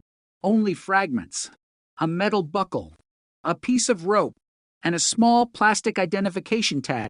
The tag had belonged to a construction equipment crate. Its serial number matched one of the items Emily had documented as missing. The murder and the financial scheme were now connected physically. The missing equipment had been stored at the cabin. Emily had discovered it. She had threatened to expose it. She was taken there, and the men responsible believed they could bury everything. But they had made a mistake. They kept records. They kept photographs. They kept receipts. They kept letters. They kept the evidence. And most importantly, they kept talking. Investigators interviewed Richard's former wife. She had been silent for decades. At first, she denied remembering anything. Then the detective showed her the photograph of the blue sedan. She began crying. She said Richard came home on the morning of October 12th. His clothes were wet. There was mud on his shoes. He had a cut on his hand. And he was carrying a blue jacket. She remembered asking, "Whose is that?" Richard answered, "Nobody's." Then he threw it into the trash. She later found it in the garage. She did not touch it. Weeks later, it was gone. Investigators asked why she never contacted police. She said Richard told her, "If you say anything, they will come after the children." She believed him. For 37 years, she kept silent. Then she finally told the truth. The detectives asked whether she knew Daniel. She said yes. Daniel had come to their house the night before Emily disappeared. He stayed less than 20 minutes. Richard and Daniel argued in the garage. She heard Daniel say, "This isn't what we agreed to." Richard answered, "There is no going back." That conversation had never been recorded, but it explained the tension. Daniel may not have wanted Emily dead. He may have wanted the documents. Richard and Whitmore wanted silence. Daniel became involved, and Thomas knew enough to become frightened. The detectives returned to Whitmore. He was living quietly in retirement. When they showed him the red folder, he stared at it. He did not ask where it came from. He asked one question: "Who else has seen this?" The detectives noticed the wording. Not "what is this?" Not "where did you get it?" Who else has seen this? They asked him why. Whitmore said nothing. The detective placed the old letter in front of him. The Carter situation must be handled before Friday. Whitmore looked at the paper. His face changed. For several seconds he said nothing. Then he whispered, "I didn't kill her." The detective asked, "Who did?" Whitmore refused to answer. He requested an attorney. The interview ended. But his reaction was enough to raise another question. If he had nothing to do with Emily's death, why was he immediately asking who had seen the documents? The investigators obtained a warrant. They searched Whitmore's storage unit. Inside were old business files, boxes, ledgers, photographs, and one cassette tape. The tape was labeled only October 12th, '89. There was no indication of what it contained. The laboratory restored it. The recording began with static. Then a man's voice. Whitmore. He was speaking to someone. The second voice was harder to identify, but after forensic enhancement, investigators recognized it. Richard Vale. The conversation was short. Whitmore asked, "Is it done?" Richard answered, "Yes." Whitmore asked, "Where is she?" A pause. Then, "Where she won't be found." Whitmore asked, "And Mercer?" Richard answered, "He knows enough." Then Whitmore said, "Make sure he stays quiet." The tape ended. The detectives listened again, and again. The case had crossed a line. This was no longer only a DNA investigation. It was an audio confession, a recording made the day Emily disappeared, and the final sentence was unmistakable: "Make sure he stays quiet." But Daniel Mercer had not stayed quiet forever. Before he died, he had left behind something nobody knew existed, a handwritten journal. Investigators found it hidden in a wall compartment at his old home. The first pages described money, the middle pages described fear, and near the end, dated October 13th, still 1989, Daniel had written, "Emily is dead. Vale did it. Whitmore ordered it. I helped them. God forgive me." The investigators stopped reading. For 37 years, the answer had been sitting inside a wall. Not one clue, not one witness, not one piece of evidence. A chain of evidence. And at the center of it all was a woman who had spent her final days documenting the truth. Emily Carter had warned them. She had written, "If they come for me, look at the person who controls the money." They finally did. And what they found was enough to turn a forgotten murder into one of Virginia's most shocking cold case breakthroughs. But there was still one problem. The person who had ordered the killing was alive. The person whose voice appeared on the tape was alive. And now, detectives had to decide whether they had enough evidence to arrest Harold Whitmore, because if they moved too soon, the entire case could collapse. And if they waited too long, an aging suspect could disappear behind the walls of time forever. The detectives did not arrest Harold Whitmore that night. They watched him instead. For 3 weeks, every movement was documented.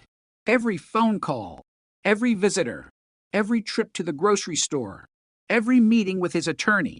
Whitmore appeared calm, almost too calm. He knew something was happening. He knew investigators had reopened the case, but he did not know how much they had found.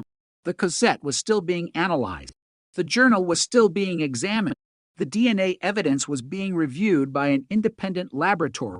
The old fingerprint was being tested again, and the investigators were building a timeline so precise that there would be almost nowhere for Whitmore to hide.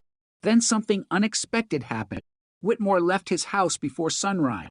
He drove north. He did not go to work. He did not visit a doctor. He drove nearly 4 hours before stopping at a small storage facility. Investigators watched from a distance. Whitmore entered an office. 20 minutes later, he came out carrying a cardboard box. He placed it inside his vehicle. Then he drove away. The box became the priority. A warrant was obtained. The contents were photographed.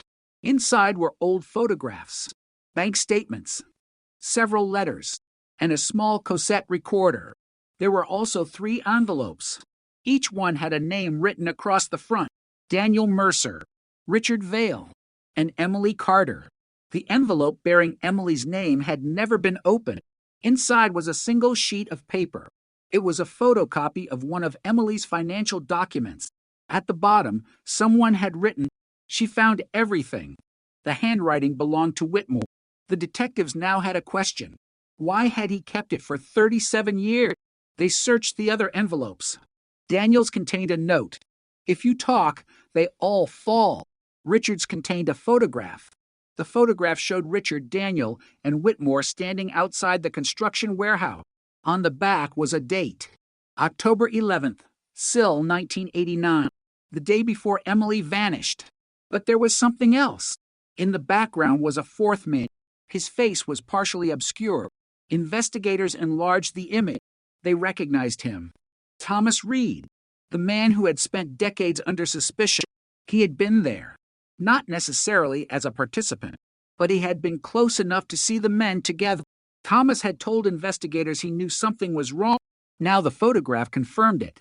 The detective returned to Thomas. They placed the photograph in front of him. Thomas stared at it for a long time. Then he said, "I should have told them." The detective asked what he knew.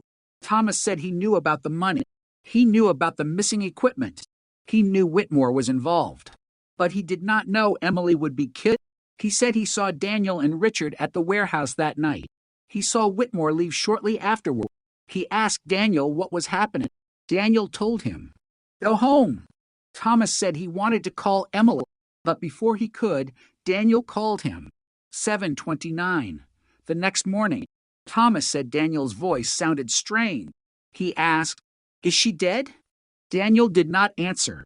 Then Thomas heard Richard in the background. Richard said, "She knows too much." The call ended. Thomas said he knew immediately that something terrible had happened, but fear stopped him. He had a family, children, a mortgage, a job. He believed Whitmore could destroy his life, so he stayed silent. The detective asked whether Thomas had ever seen Emily after that morning. He shook his head. No. Then he remembered something, a detail he had forgotten for decades. Emily had given him a key, a small brass key. She told him it opened a lock. Thomas had kept it. He never used it. The detective asked where it was. Thomas said it was in an old toolbox. The toolbox was brought in. The key was still there. Investigators traced the number stamped into the metal. It belonged to a storage facility that no longer existed, but the facility's records survived. Locker 114. Emily Carter. The locker had been rented under her name 3 days before her disappearance. The detective felt the case shift again. Emily had hidden something. Maybe the documents. Maybe evidence. Maybe a copy of everything she knew. The facility had been demolished decades earlier, but during redevelopment, the old lockers had been moved into a warehouse. Investigators searched the storage record. Locker 114 was still listed, and according to the records, it had never been legally opened. The facility owner was contacted. He remembered the locker. It had been sealed for years. He still had the key. The detectives opened it. Inside was a red metal box. Emily's handwriting appeared on the lid. For Diane, her sister. Diane was already dead, but the box survived. Inside were documents, bank statements, photographs, copies of contracts, names, dates, and a small cassette tape. The tape was labeled, "If something happens." Investigators sent it to the laboratory. The audio was damaged, but enough survived. Emily's voice appeared first. Quiet. Control. She sounded frightened. She said she had discovered a network of stolen equipment and falsified payments. She named Whitmore. She named Richard. She named Daniel. Then she said something investigators had never expected. "I don't think Thomas is part of it." That single sentence changed the meaning of the entire case. Thomas had not been the killer. He had been another person caught inside the network. Emily had known that. She had trusted him enough to give him the key. The recording continued. Emily said she had copied the financial records. She had hidden them. She believed Whitmore knew. She believed Richard was watching her. And then she said, "If I disappear, don't believe the first story." The tape ended. The detectives played it again. Then came the second half. It was not Emily speaking. It was a conversation. The recording had apparently been made secretly to male voices, Richard and Whitmore. The quality was poor, but the words were clear. Richard said, "She has the records." Whitmore answered, "Get them." Richard asked, "What if she refuses?" Whitmore paused. Then make sure she never talks about them." The tape ended. There was no direct statement saying kill her, but investigators believed the meaning was unmistakable. The defense would later argue that the phrase could mean anything, but the timing was devastating. The recording was made shortly before Emily disappeared. The documents were in her hidden locker. Her blood was in the apartment. Richard's fingerprint was on the window. Daniel's DNA was mixed with his. The blue fibers connected the apartment to the location where Emily was later found. And now there was a recording placing Whitmore and Richard together discussing Emily. The case was no longer built on one clue. It was built on layers. The prosecutor's office assembled a specialized team: forensic analysts, financial investigators, cold case detectives, digital archivists, a genealogist, a handwriting expert. Every piece was independently reviewed. The DNA was confirmed. The fingerprint was confirmed. The handwriting was confirmed. The audio was enhanced. The financial transactions were reconstructed. The evidence from the hunting cabin was examined again. A fragment of rope recovered there contained DNA from Emily. Another sample contained DNA consistent with Richard. The investigators finally understood what had happened. Emily had been taken to the cabin. She was held there. The men demanded the documents. She refused. The exact moment of her death could not be established, but the evidence showed she was there. The body was later moved toward the creek. The old well had been considered first, but investigators believe they abandoned that plan after discovering the location was too visible. Instead, they transported her to the creek. The jacket was removed. The body was concealed beneath branches. The men returned to the cabin. They cleaned what they could. They destroyed what they could. But they missed the things they did not understand. DNA, fibers, a fingerprint, a broken cufflink, a tape, a journal, a storage locker, a photograph, a handwritten note. 37 years later, those forgotten pieces became louder than any confession. Then came the most important discovery. Investigators found a second cassette. It was inside the old recorder recovered from Whitmore's storage unit. The tape had never been labeled. The laboratory restored it. At first, there was only static, then footsteps, a door, a man's voice. Richard. She's not going to give it up. Another voice. Whitmore. Then take it. Richard said, and if she fights? Silence. Then Whitmore answered, you know what to do. The recording ended. The detectives listened without speaking. They had heard enough. But the defense would attack the tape. They would argue the voices could not be authenticated. They would argue the recording could have been altered. They would argue there was no direct statement ordering murder. So investigators needed one more piece. They found it in Daniel's journal, a page dated October 13th, the day after Emily vanished. Daniel had written, Whitmore told Vale to handle her. Vale said Mercer had to help. We took her to the cabin. She would not tell us where the copies were. She said Diane knew. She said the police would find everything. Then another line. I was afraid to stop them. The final line was barely legible. I watched her die. The journal was examined. The ink was old. The paper was authentic. The handwriting matched Daniel. There was no reason to believe he had written it decades later. He had written it while the event was still fresh. The investigators now had something rare in a cold case, a contemporaneous confession, a confession written by a participant. The case was presented to the prosecutor. The prosecutor read every page. He watched the audio recordings.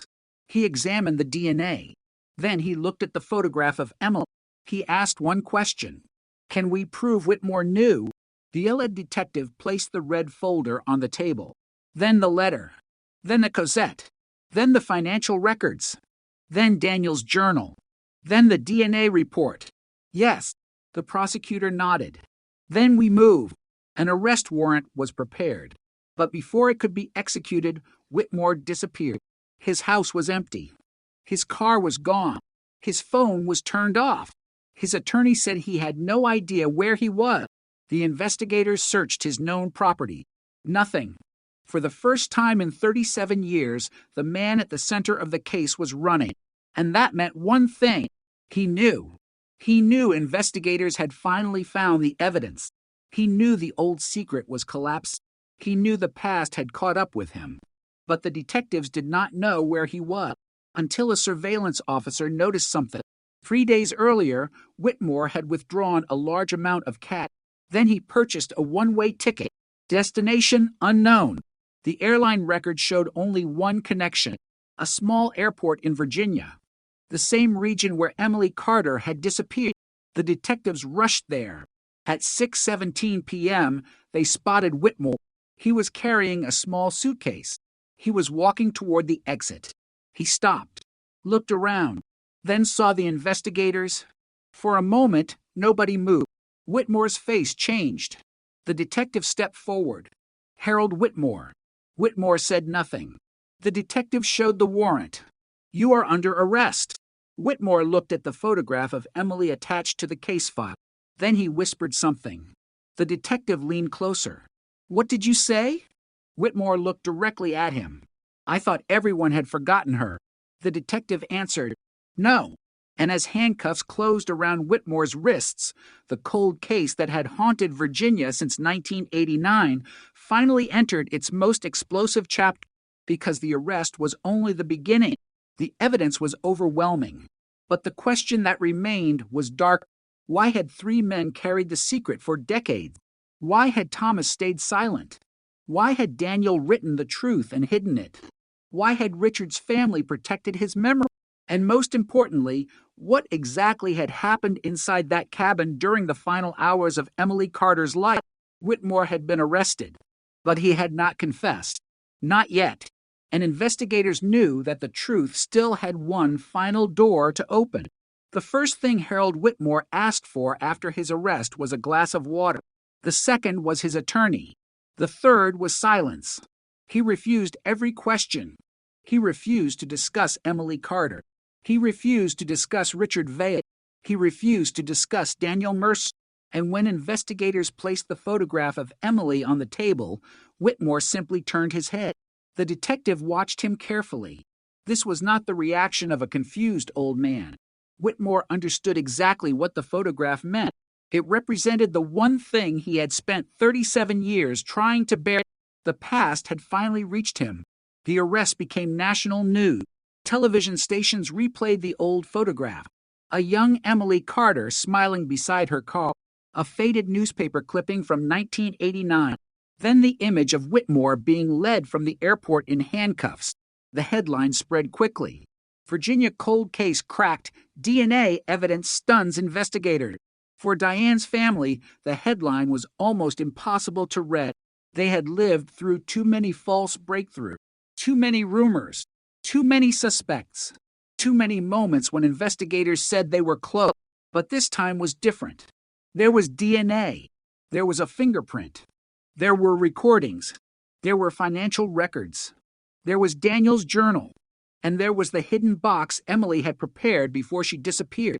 For the first time, the family had more than suspicion. They had a case. Still, prosecutors knew a cold case conviction could not rest on emotion. Every piece of evidence had to survive scrutiny. The defense immediately attacked the DNA. They argued that the blood found in Emily's apartment could have been deposited before the murder. They argued that Daniel had worked around the area. They suggested Richard could have visited Emily for an innocent reason. They argued that the fingerprint did not establish when it was left. They questioned the fibers.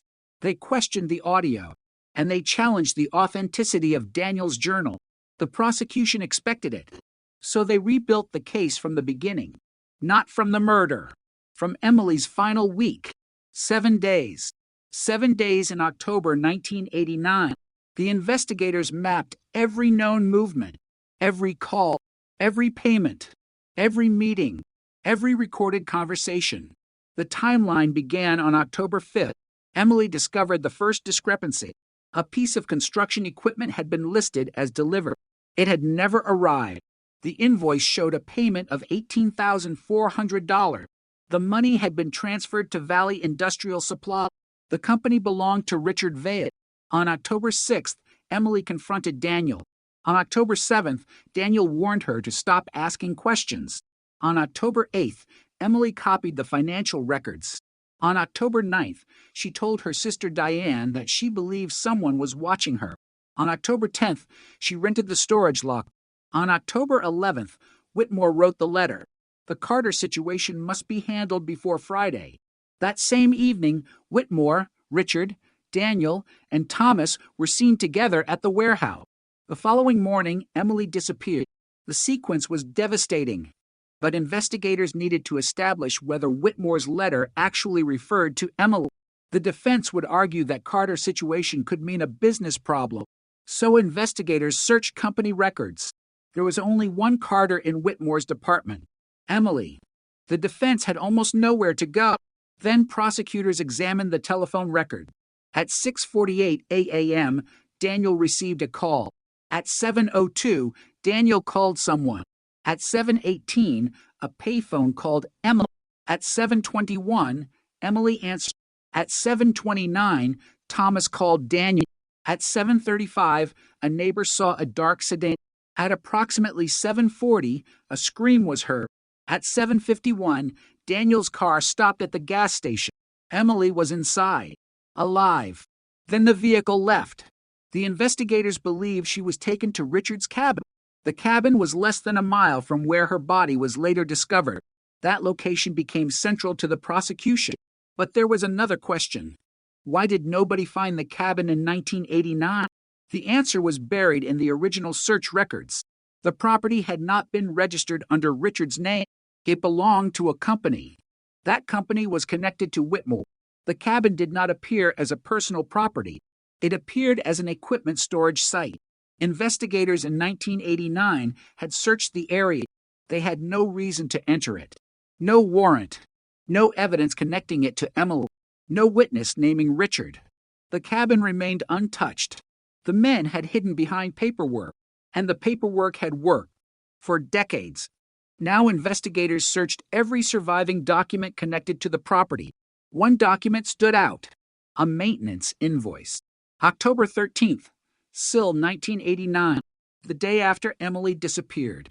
The invoice listed repairs to the cabin door, a broken lock, a damaged interior frame, and blood cleanup. The company had paid for it. The payment was authorized by Whitmore.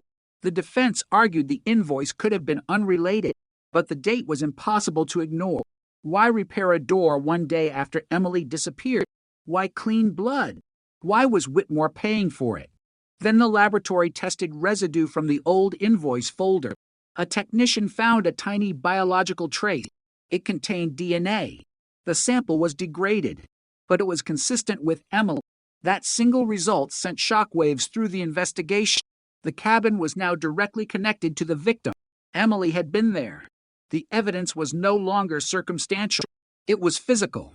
The prosecutor presented the chain. Emily's DNA, Richard's fingerprint, Daniel's blood, Emily's jacket fibers, the cufflink, the rope, the financial records, the audio, the journal, the storage box, the witness testimony, the cabin invoice. One piece alone might be challenged. Together, they formed a structure that had survived 37 years. Whitmore's defense asked for the audio recording to be excluded. They argued that the recording was incomplete. They argued that the original device had been stored improperly. They argued that voices could have been manipulated. The court ordered a forensic examination. Specialists analyzed the tape. They found no evidence of digital editing. The recording was analog, old, damaged, but authentic. The voices were compared against known recordings of Whitmore and Richard. The result was highly consistent. The tape was admitted. That decision changed the case. The prosecution now had Whitmore's voice discussing Emily's disappearance, but Whitmore still refused to speak. He remained silent during every hearing. He sat beside his attorney. His expression rarely changed until the prosecution played the tape. Then something happened. For the first time, Whitmore looked toward the courtroom gallery. Diane was sitting there.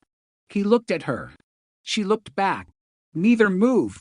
The recording continued. Richard's voice. Whitmore's voice. Then the sentence. Make sure she never talks about them. The room became silent. Diane stared at Whitmore. He looked away. The hearing continued. Outside, reporters surrounded the courthouse. They asked Diane whether she believed justice had finally arrived. She answered only one sentence. Justice is not getting my sister back. Then she walked away.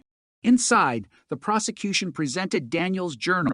The defense objected. They argued Daniel was dead. He could not be cross-examined. The judge reviewed the evidence, the handwriting, the paper, the date, the consistency with other documents. The journal was admitted for limited purpose. The prosecutor read selected passages. Daniel had written, Whitmore told Vale to handle her. Then, we took her to the cabin. Then, she would not tell us where the copies were. And finally, I watched her die. The courtroom was completely still. Whitmore's attorney looked at him. Whitmore did not respond, but Marcus Bell was sitting in the back of the courtroom. He had been brought in under a separate agreement. When the journal was read, Marcus lowered his head. He had known. He had known for decades. And now the words were finally being spoken aloud. After the hearing, Marcus agreed to an interview with investigators. He told them he had never been part of the original murder plan. He said he had driven Daniel and Richard to the cabin once. He claimed he left before Emily died. But when detectives confronted him with the evidence, his story changed. He admitted returning. He admitted seeing Emily. He admitted hearing her ask for help. He admitted doing nothing. Then he revealed something no one had known. Emily had escaped the cabin. For approximately 2 minutes, she had broken one of the restraints. She ran through the woods. Richard caught her near the creek. Daniel followed. Marcus remained behind. According to Marcus, Emily fought. She screamed. She called Richard by name. She said, "You're going to prison." Richard attacked her. Daniel tried to stop him. Marcus said Whitmore was not physically present at the creek. That distinction mattered. Whitmore had ordered the operation. Richard had carried out the violence. Daniel had assisted. Marcus had helped with transportation. But who delivered the final blow? Marcus identified Richard. The defense challenged the testimony. Marcus had a deal. He wanted leniency. He had every reason to blame Richard, but his account matched the physical evidence. Emily's body had been found near the creek. The blue jacket was nearby. The cabin contained the rope. The vehicle had stopped at the gas station. Daniel's journal described the cabin, and Richard's fingerprint was in Emily's bedroom. The pieces aligned. Then Marcus described the final moment. Emily was on the ground. Richard stood over her. Daniel was crying. Marcus said Richard looked toward him. Then said, "She won't talk now." Marcus left. That was the last time he saw Emily alive. The investigators asked whether Whitmore knew. Marcus said yes. Whitmore had ordered the documents recovered. He wanted the financial records destroyed, but investigators already had copies. Emily had protected them. She had hidden them in locker 114. She had given Thomas the key. She had recorded her own warning. She had created a backup plan. Even as the men around her believed they controlled everything, Emily had been preparing for the possibility that she would disappear. That realization became one of the most powerful elements of the case. She knew something was wrong. She knew people were watching. She knew the money trail mattered. She knew she might be in danger. And she still kept investigating. The prosecutor presented one final document, a letter Emily had written to Diane but never sent. It was found inside the red metal box. The letter was dated October 11th, the night before she vanished. Emily wrote that she was scared. She said she believed someone was following her. She said she had evidence. Then she wrote, "If I am wrong, burn this. But if I am right, don't let them make me disappear." Diane read those words in court. She cried silently. The judge paused proceedings. For several minutes, nobody spoke. The case had become more than an investigation. It had become a conversation between a woman who died in 1989 and a sister who had waited decades to hear her voice. And then came the final piece. Investigators discovered that Emily had made one more phone call at 6:41 a.m. on October 12th, 7 minutes before Daniel received his first call. The number belonged to a newspaper reporter. The reporter had died years earlier, but his old assistant remembered the call. She said Emily sounded frightened. Emily told him, "I have proof." The reporter asked what kind. She answered, "Enough to bring down the people who are doing this." The reporter asked her to come to the office. Emily said, "I will." She never arrived. The reporter later told police he had expected her that morning, but because she disappeared before arriving, he never knew what happened. Now investigators understood. Emily had planned to expose the operation. She had planned to deliver the documents. The men knew, and they acted before she could. The cold case was no longer simply about murder. It was about silencing a witness. It was about money, power, fear, and a network that believed time would protect it. But time had done the opposite. Every year had created another record, another archive, another preserved piece of evidence. And eventually technology caught up with the past. DNA identified Daniel. Genetic genealogy pointed toward Richard. The fingerprint connected Richard to the apartment. The financial records connected Whitmore to the scheme. The tapes connected the men to the plan. The journal connected them to the murder. And Emily's own documents explained why she had been targeted. The prosecution was ready. But before trial could begin, Harold Whitmore requested one final meeting. He wanted to speak privately with investigators. No cameras. No reporters, no jury, just Whitmore, two detectives, and a recording device. For 37 years, he had said nothing. Now he had finally decided to talk. The detective pressed record. Whitmore stared at the table. Then he said, "I didn't think the blood would still be there." The detective said nothing. Whitmore continued, "I thought the window had been cleaned." The room went silent. Then he said something even more shocking. "Daniel told me he cut his hand." The detective leaned forward. "Where?" Whitmore answered, "Emily's apartment." The old man finally looked up, and for the first time since his arrest, he began telling investigators what he remembered about the morning Emily Carter disappeared. Whitmore's voice was low, almost emotionless, but every sentence carried the weight of 37 years. He admitted he had known Emily was investigating the missing equipment. He admitted he had known about the falsified invoices. He admitted Richard Vale had been moving money through the shell company. And he admitted Daniel Mercer had been involved. But when investigators asked the question that mattered most, Whitmore stopped. "Did you order Emily Carter to be killed?" Silence. The recorder continued running. Whitmore stared at the table. Then he said, "I ordered them to get the records." The detective asked, "And if she refused?" Whitmore closed his eyes. "I knew what Richard would do." That answer was not a direct confession, but it was enough to reveal the thinking behind the crime. Whitmore had believed the documents were more dangerous than the woman holding them.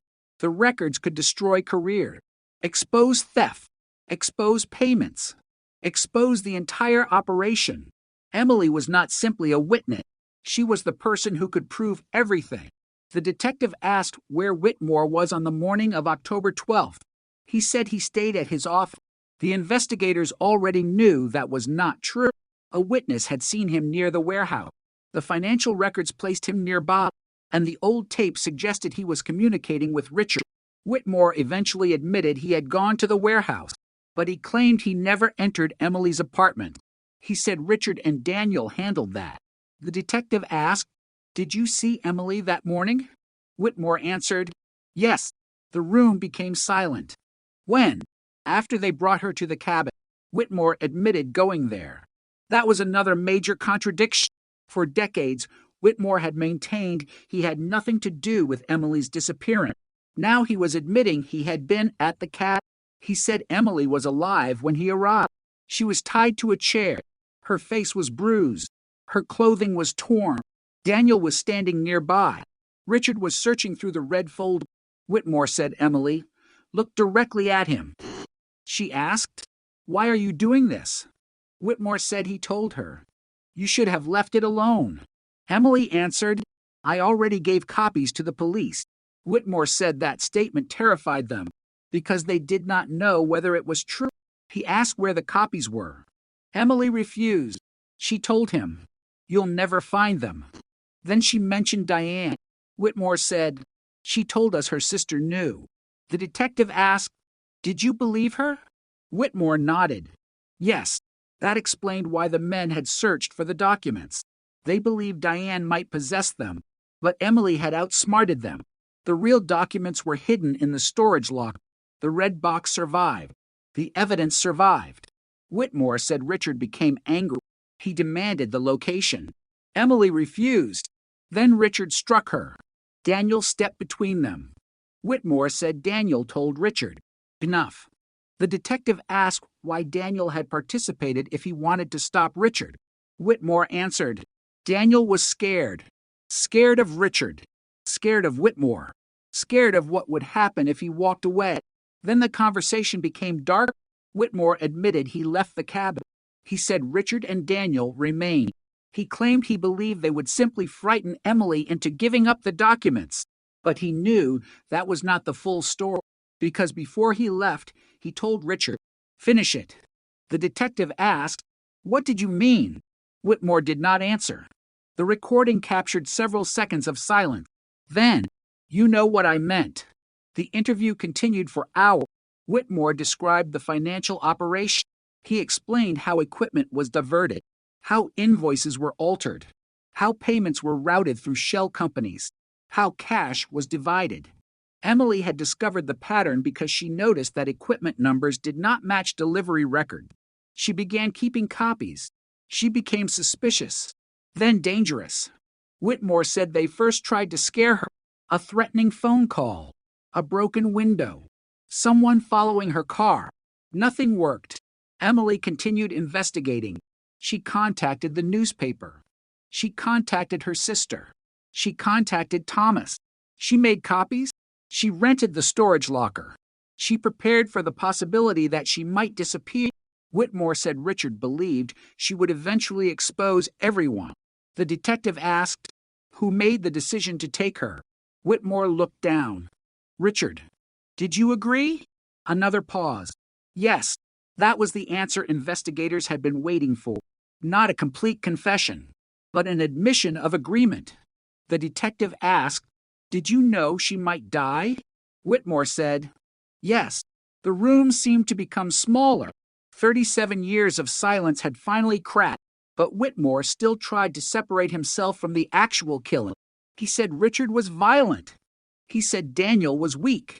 He said he had not personally touched Emily. The detective asked, "Did you help move her body?" Whitmore answered, "No." "Did you know where she was taken?" "Yes." "Did you know she was dead?" "Yes." "When did you know?" "That night." "How?" "Richard called him." The call was short. Whitmore said Richard told him. It was done. The detective asked, "What did you say?" Whitmore answered, "Nothing." That silence became important, because prosecutors could argue Whitmore had an opportunity to stop the crime. He did not. He did not call police. He did not seek help. He did not tell Emily's family. He did not report Richard.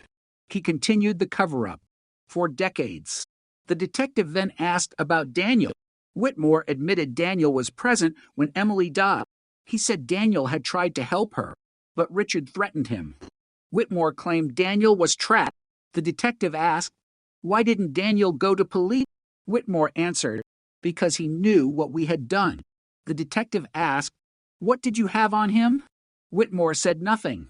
Then investigators found the answer elsewhere. Daniel had been stealing too. He had participated in the equipment scheme. Whitmore had financial records proving it. Daniel could have gone to police, but he would have exposed himself. That was the trap. Everyone had something to lose. Everyone had a reason to remain silent. And everyone believed the secret would die with them. But one person refused to cooperate. Emily. The detective asked Whitmore about the final moments. Whitmore said he was not there. He claimed Richard called him afterward, but his account contained a contradiction. He knew Emily had been taken to the creek. The detective asked how he knew.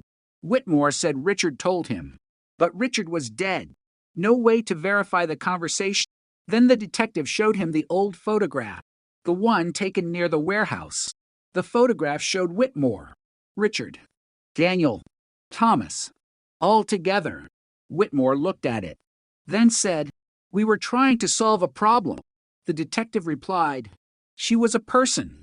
Whitmore said nothing. The interview ended at 2:14. The recording was preserved. Prosecutors listened to it. They believed it was enough to strengthen the case, but Whitmore's attorney argued that the statements were coerced.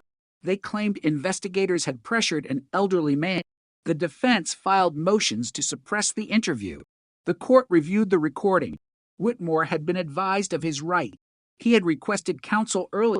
The interview occurred after his attorney was present and after Whitmore voluntarily agreed to speak. The statements remained admissible. The case moved forward. Then prosecutors announced another breakthrough. The DNA from the blue jacket had produced a stronger result. The laboratory had recovered skin cells beneath the collar. The DNA matched Richard's surviving relative. But another profile was present. Daniel. The jacket had contact with both men. That supported the reconstruction. Emily had fought. The men had handled her. The jacket had remained at the scene, and investigators believed the final struggle occurred near the creek. Then the laboratory tested the rope. The rope had been stored in a paper evidence bag since 1989. The fibers were damaged, but one section contained biological material, Emily's DNA. The rope had been used on her. That evidence was devastating. The defense could argue the rope was unrelated, but the location made that difficult. It had been found at Richard's cabin, the same cabin connected to the financial scheme, the same cabin where Whitmore admitted seeing Emily, the same cabin described in Daniel's journal, the same place where investigators found traces of Emily, the same place where the men had taken her after leaving the apartment. The cold case was no longer cold. It had become a reconstruction, a story built from physical evidence. But the prosecution faced another challenge. Richard Vail was dead. Daniel Mercer was dead. Marcus Bell had agreed to testify. Thomas Reed had agreed to testify. Whitmore was the only major participant still alive. The trial would depend heavily on witnesses who had waited decades. The defense knew this. They attacked Thomas. They called him unreliable. They pointed out that he had initially been a suspect. They questioned why he remained silent. They suggested he had invented his story to clear himself.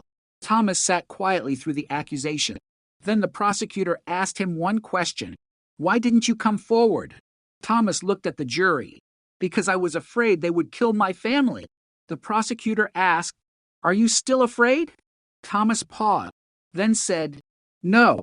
The courtroom went silent. He looked toward Whitmore. I was afraid for 37 years. That sentence carried more weight than any dramatic argument. Marcus testified next. He described the cabin, the rope, Emily, Richard, Daniel, and the final moments. The defense attacked him relentlessly. They called him a liar, a man seeking a deal, a man trying to save himself. Marcus admitted it. Yes, I want the deal. Then the prosecutor asked, But did Emily die? Marcus looked toward the jury. Yes. Did Richard kill her? Yes. Was Whitmore involved? Marcus hesitated, then answered, Yes. The defense objected. The judge allowed the testimony. Marcus continued. He said Whitmore had been the one who wanted the documents. He said Richard was the one who carried out the violence. He said Daniel helped. And he said everyone believed the money was worth more than Emily's life. That statement became the emotional center of the trial, not because it solved every detail, but because it explained the motive: greed, fear, power, silence, and one woman who refused to look away. The prosecution then played Emily's recorder. Her voice filled the courtroom. She sounded calm, but underneath the calm was fear. She named the men. She described the money. She warned her sister. Then came the sentence that made Diane break down. If I disappear, don't believe the first story. The courtroom remained silent after the recording ended. Whitmore stared straight ahead. For the first time, he looked old, not powerful, not intimidating, just old. A man listening to the voice of someone he had helped silence decades earlier. Then prosecutors introduced the final piece of evidence, the DNA from Emily's apartment. Daniel, Richard, Emily, 3 profiles, 1 room, 1 struggle, 1 morning, 1 murder. The defense had no explanation that fit all 3. They offered possibilities, but possibilities were not enough. The jury had evidence. The case had become stronger with every decade, and as the trial approached its final stage, one question remained. Would the jury believe that a 37-year-old mystery could still be proven beyond a reasonable doubt? The prosecution believed the answer was yes, because Emily Carter had left behind something the killers never expected. Not just evidence. A roadmap. A trail. A warning. She had prepared for the possibility that she would disappear. And when she did, the truth disappeared with her. For 37 years. Until someone finally opened the forgotten lock. Until someone finally tested the blood. Until someone finally looked at the fingerprint. Until someone finally listened to the tape. And until someone finally asked the question the original investigators had missed. Who benefited from Emily Carter's silence? The answer led straight to Harold Whitmore. Now the jury was about to hear the final argument. And after 37 years of silence, the name Emily Carter was about to be spoken in a courtroom as something more than a victim. She was about to become the reason the entire secret finally collapsed. The prosecutor stood before the jury with the photograph of Emily Carter in his hand. For several seconds he said nothing. The courtroom was silent. Whitmore sat beside his attorney. Thomas Reed sat behind the prosecution. Diane Carter sat in the front row, and on the evidence table lay 37 years of forgotten history. The prosecutor finally spoke. Emily Carter did not disappear into nowhere. He placed the photograph down. She disappeared into a chain of decisions made by people who believed they would never be held accountable. The defense had spent days attacking the evidence. They questioned the DNA. They questioned the old witnesses. They questioned Daniel's journal. They questioned the recordings. They argued that Richard Vail was dead and could not defend himself. They argued that Daniel Mercer was dead and could not be cross-examined. They argued that Whitmore had never personally touched Emily, but the prosecution did not need to prove that Whitmore had held the weapon. They needed to prove his role, his knowledge, his agreement, his involvement. And the evidence showed all three. The prosecutor began with the money. In 1989, equipment disappeared from construction sites. Invoices were created. Payments were approved. Money moved through Valley Industrial Supply. Richard Vail controlled the company. Daniel Mercer received cash. Harold Whitmore authorized the payments. Emily Carter discovered the pattern. She began copying records. Then she began asking questions. That was when the threat started. The prosecutor showed the jury the letter. The Carter situation must be handled before Friday, October 10th, Sill, 1989. 2 days before Emily disappeared. Then came the photograph from the warehouse. Whitmore, Vail, Mercer, Thomas, together. October 11th, the night before the murder. Then the telephone records. 7:18, a payphone called Emily. 7:21. Emily answered. 7:29. Thomas called Daniel. 7:35. Daniel's vehicle appeared near Emily's apartment. 7:51. The vehicle stopped at the gas station. Emily was inside, alive. The prosecutor moved to the DNA evidence. The blood from the bedroom window belonged to Daniel. A second biological profile was consistent with Richard. The fingerprint belonged to Richard. The blue fibers connected the apartment to Emily's jacket. The broken cufflink carried Richard's initial. The rope from the cabin contained Emily's DNA, and the cabin itself was tied to Whitmore's company. The defense had argued that these were disconnected pieces. The prosecutor called them something else, a chain. Then he played the first record. Static. A door. Richard's voice. She has the records. Whitmore. Get them. Richard. What if she refuses? A pause. Then Whitmore. Then make sure she never talks about them. The recording stopped. Nobody moved. The prosecutor did not immediately explain it. He let the silence remain. Then he played the second record. Whitmore's voice. Is it done? Richard. Yes. Whitmore. Where is she? Richard. Where she won't be found. Whitmore. And Mercer? Richard. He knows enough. Whitmore. Make sure he stays quiet. The courtroom became still. The defense attorney stood. He argued the audio was ambiguous. He argued that Whitmore's words could have referred to business documents. He argued that Richard could have been speaking about something unrelated. The prosecutor answered with the red folder. Emily's folder. The same documents she had hidden. The same records Whitmore wanted. Then came her voice. The jury heard Emily describe the missing equipment, the shell company, the payments, the people she feared. And then, if I disappear, don't believe the first story. Diane lowered her head. Her shoulders began to shake. The judge allowed the recording to continue. Emily said she believed someone was following her. She said she had made copies. She said she had told her sister. Then the recording ended. The prosecution turned to Whitmore. Not literally, but the words were directed toward him. He knew she was afraid. He knew she had evidence. He knew Richard was dangerous. And he still sent them after her. The defense tried another strategy. They argued that Whitmore had only wanted the documents.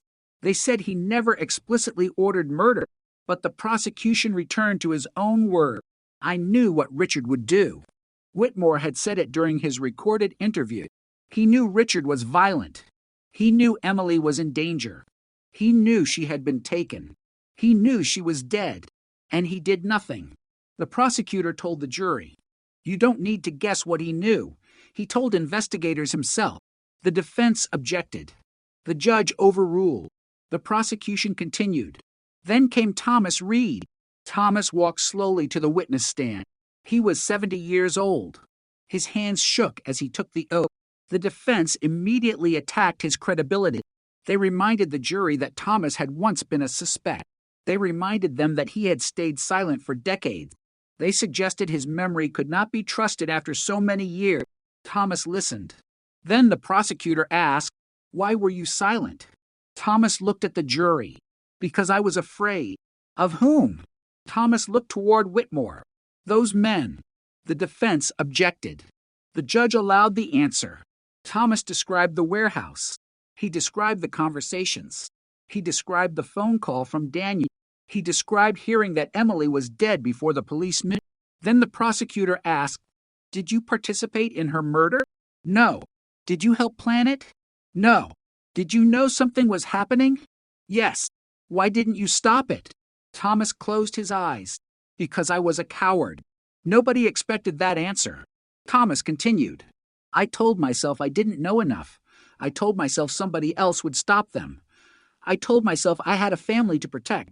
His voice cracked. "But every year after that, I knew I should have spoken." The prosecutor asked, "Did Emily ever tell you she was afraid?" Thomas nodded. "She told me somebody was following her." "Who?" "She thought it was Richard." "Did she mention Whitmore?" "Yes." "What did she say?" Thomas looked down. "She said Whitmore controlled everything." The words landed heavily. Diane listened. The prosecution then showed the jury the brass key, the key Emily had given Thomas, the key to locker 114, the locker where her red box had remained hidden for 37 years. Thomas explained that Emily gave him the key because she trusted him. She expected him to use it if something happened. He never did. Not until detectives found him decades later. The defense asked Thomas why he had not used the key. Thomas answered, "Because I was afraid to find out what was inside." That answer revealed the tragedy of the entire case. People had spent decades protecting themselves, and in doing so, they had allowed the truth to remain buried. Then Marcus Bell testified. His testimony was harder. He admitted he had helped transport Emily.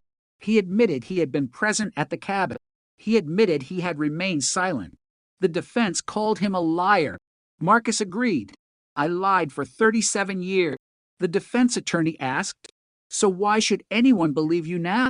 Marcus answered, "Because I have nothing left to protect." He explained that he had lived with the memory. He said he could still hear Emily screaming. He said he could still see Daniel crying. He said he remembered Richard standing near the creek, and he remembered Whitmore's instruction. The defense asked, "Did Whitmore kill Emily?" Marcus answered carefully, "Not with his hands." The courtroom waited. "But he started it." The prosecutor asked, "How?" Marcus looked at Whitmore. "He told Richard to make her disappear." The defense objected. The judge allowed the testimony. Then the prosecutor asked the question that mattered. Was Whitmore aware Emily might be killed? Marcus said, "Yes." "Did he care?" Marcus hesitated.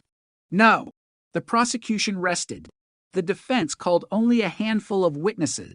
They tried to portray Whitmore as an aging businessman who had been caught in a conspiracy created by dead men. They argued that Richard was the real killer. They argued Daniel was responsible. They argued the witnesses were unreliable. They argued that the case had become a story built around old evidence. But the prosecution had one advantage. The evidence did not depend on a single witness. Thomas could be wrong. Marcus could be lying. Daniel could have exaggerated. But the DNA remained. The fingerprint remained. The financial records remained. The recordings remained. The documents remained. The cabin remained in the property records. The blue fibers remained. The broken cufflink remained. The old gas station receipt remained. The evidence had survived every attack. The prosecutor's final words were simple. 37 years ago, someone believed time would erase the truth. He looked toward the jury. It didn't. He pointed toward the evidence table. The blood remained. The fingerprint remained. The recordings remained. Emily's records remained. And her voice remained. He paused. Long after the people who killed her believed she had been forgotten, the jury left the courtroom. Whitmore sat motionless. Diane looked at the photograph of her sister. The courthouse emptied. Reporters waited outside. Hours passed. Then the jury returned. Everyone stood. The foreperson held the verdict form. The judge asked, "Has the jury reached a verdict?"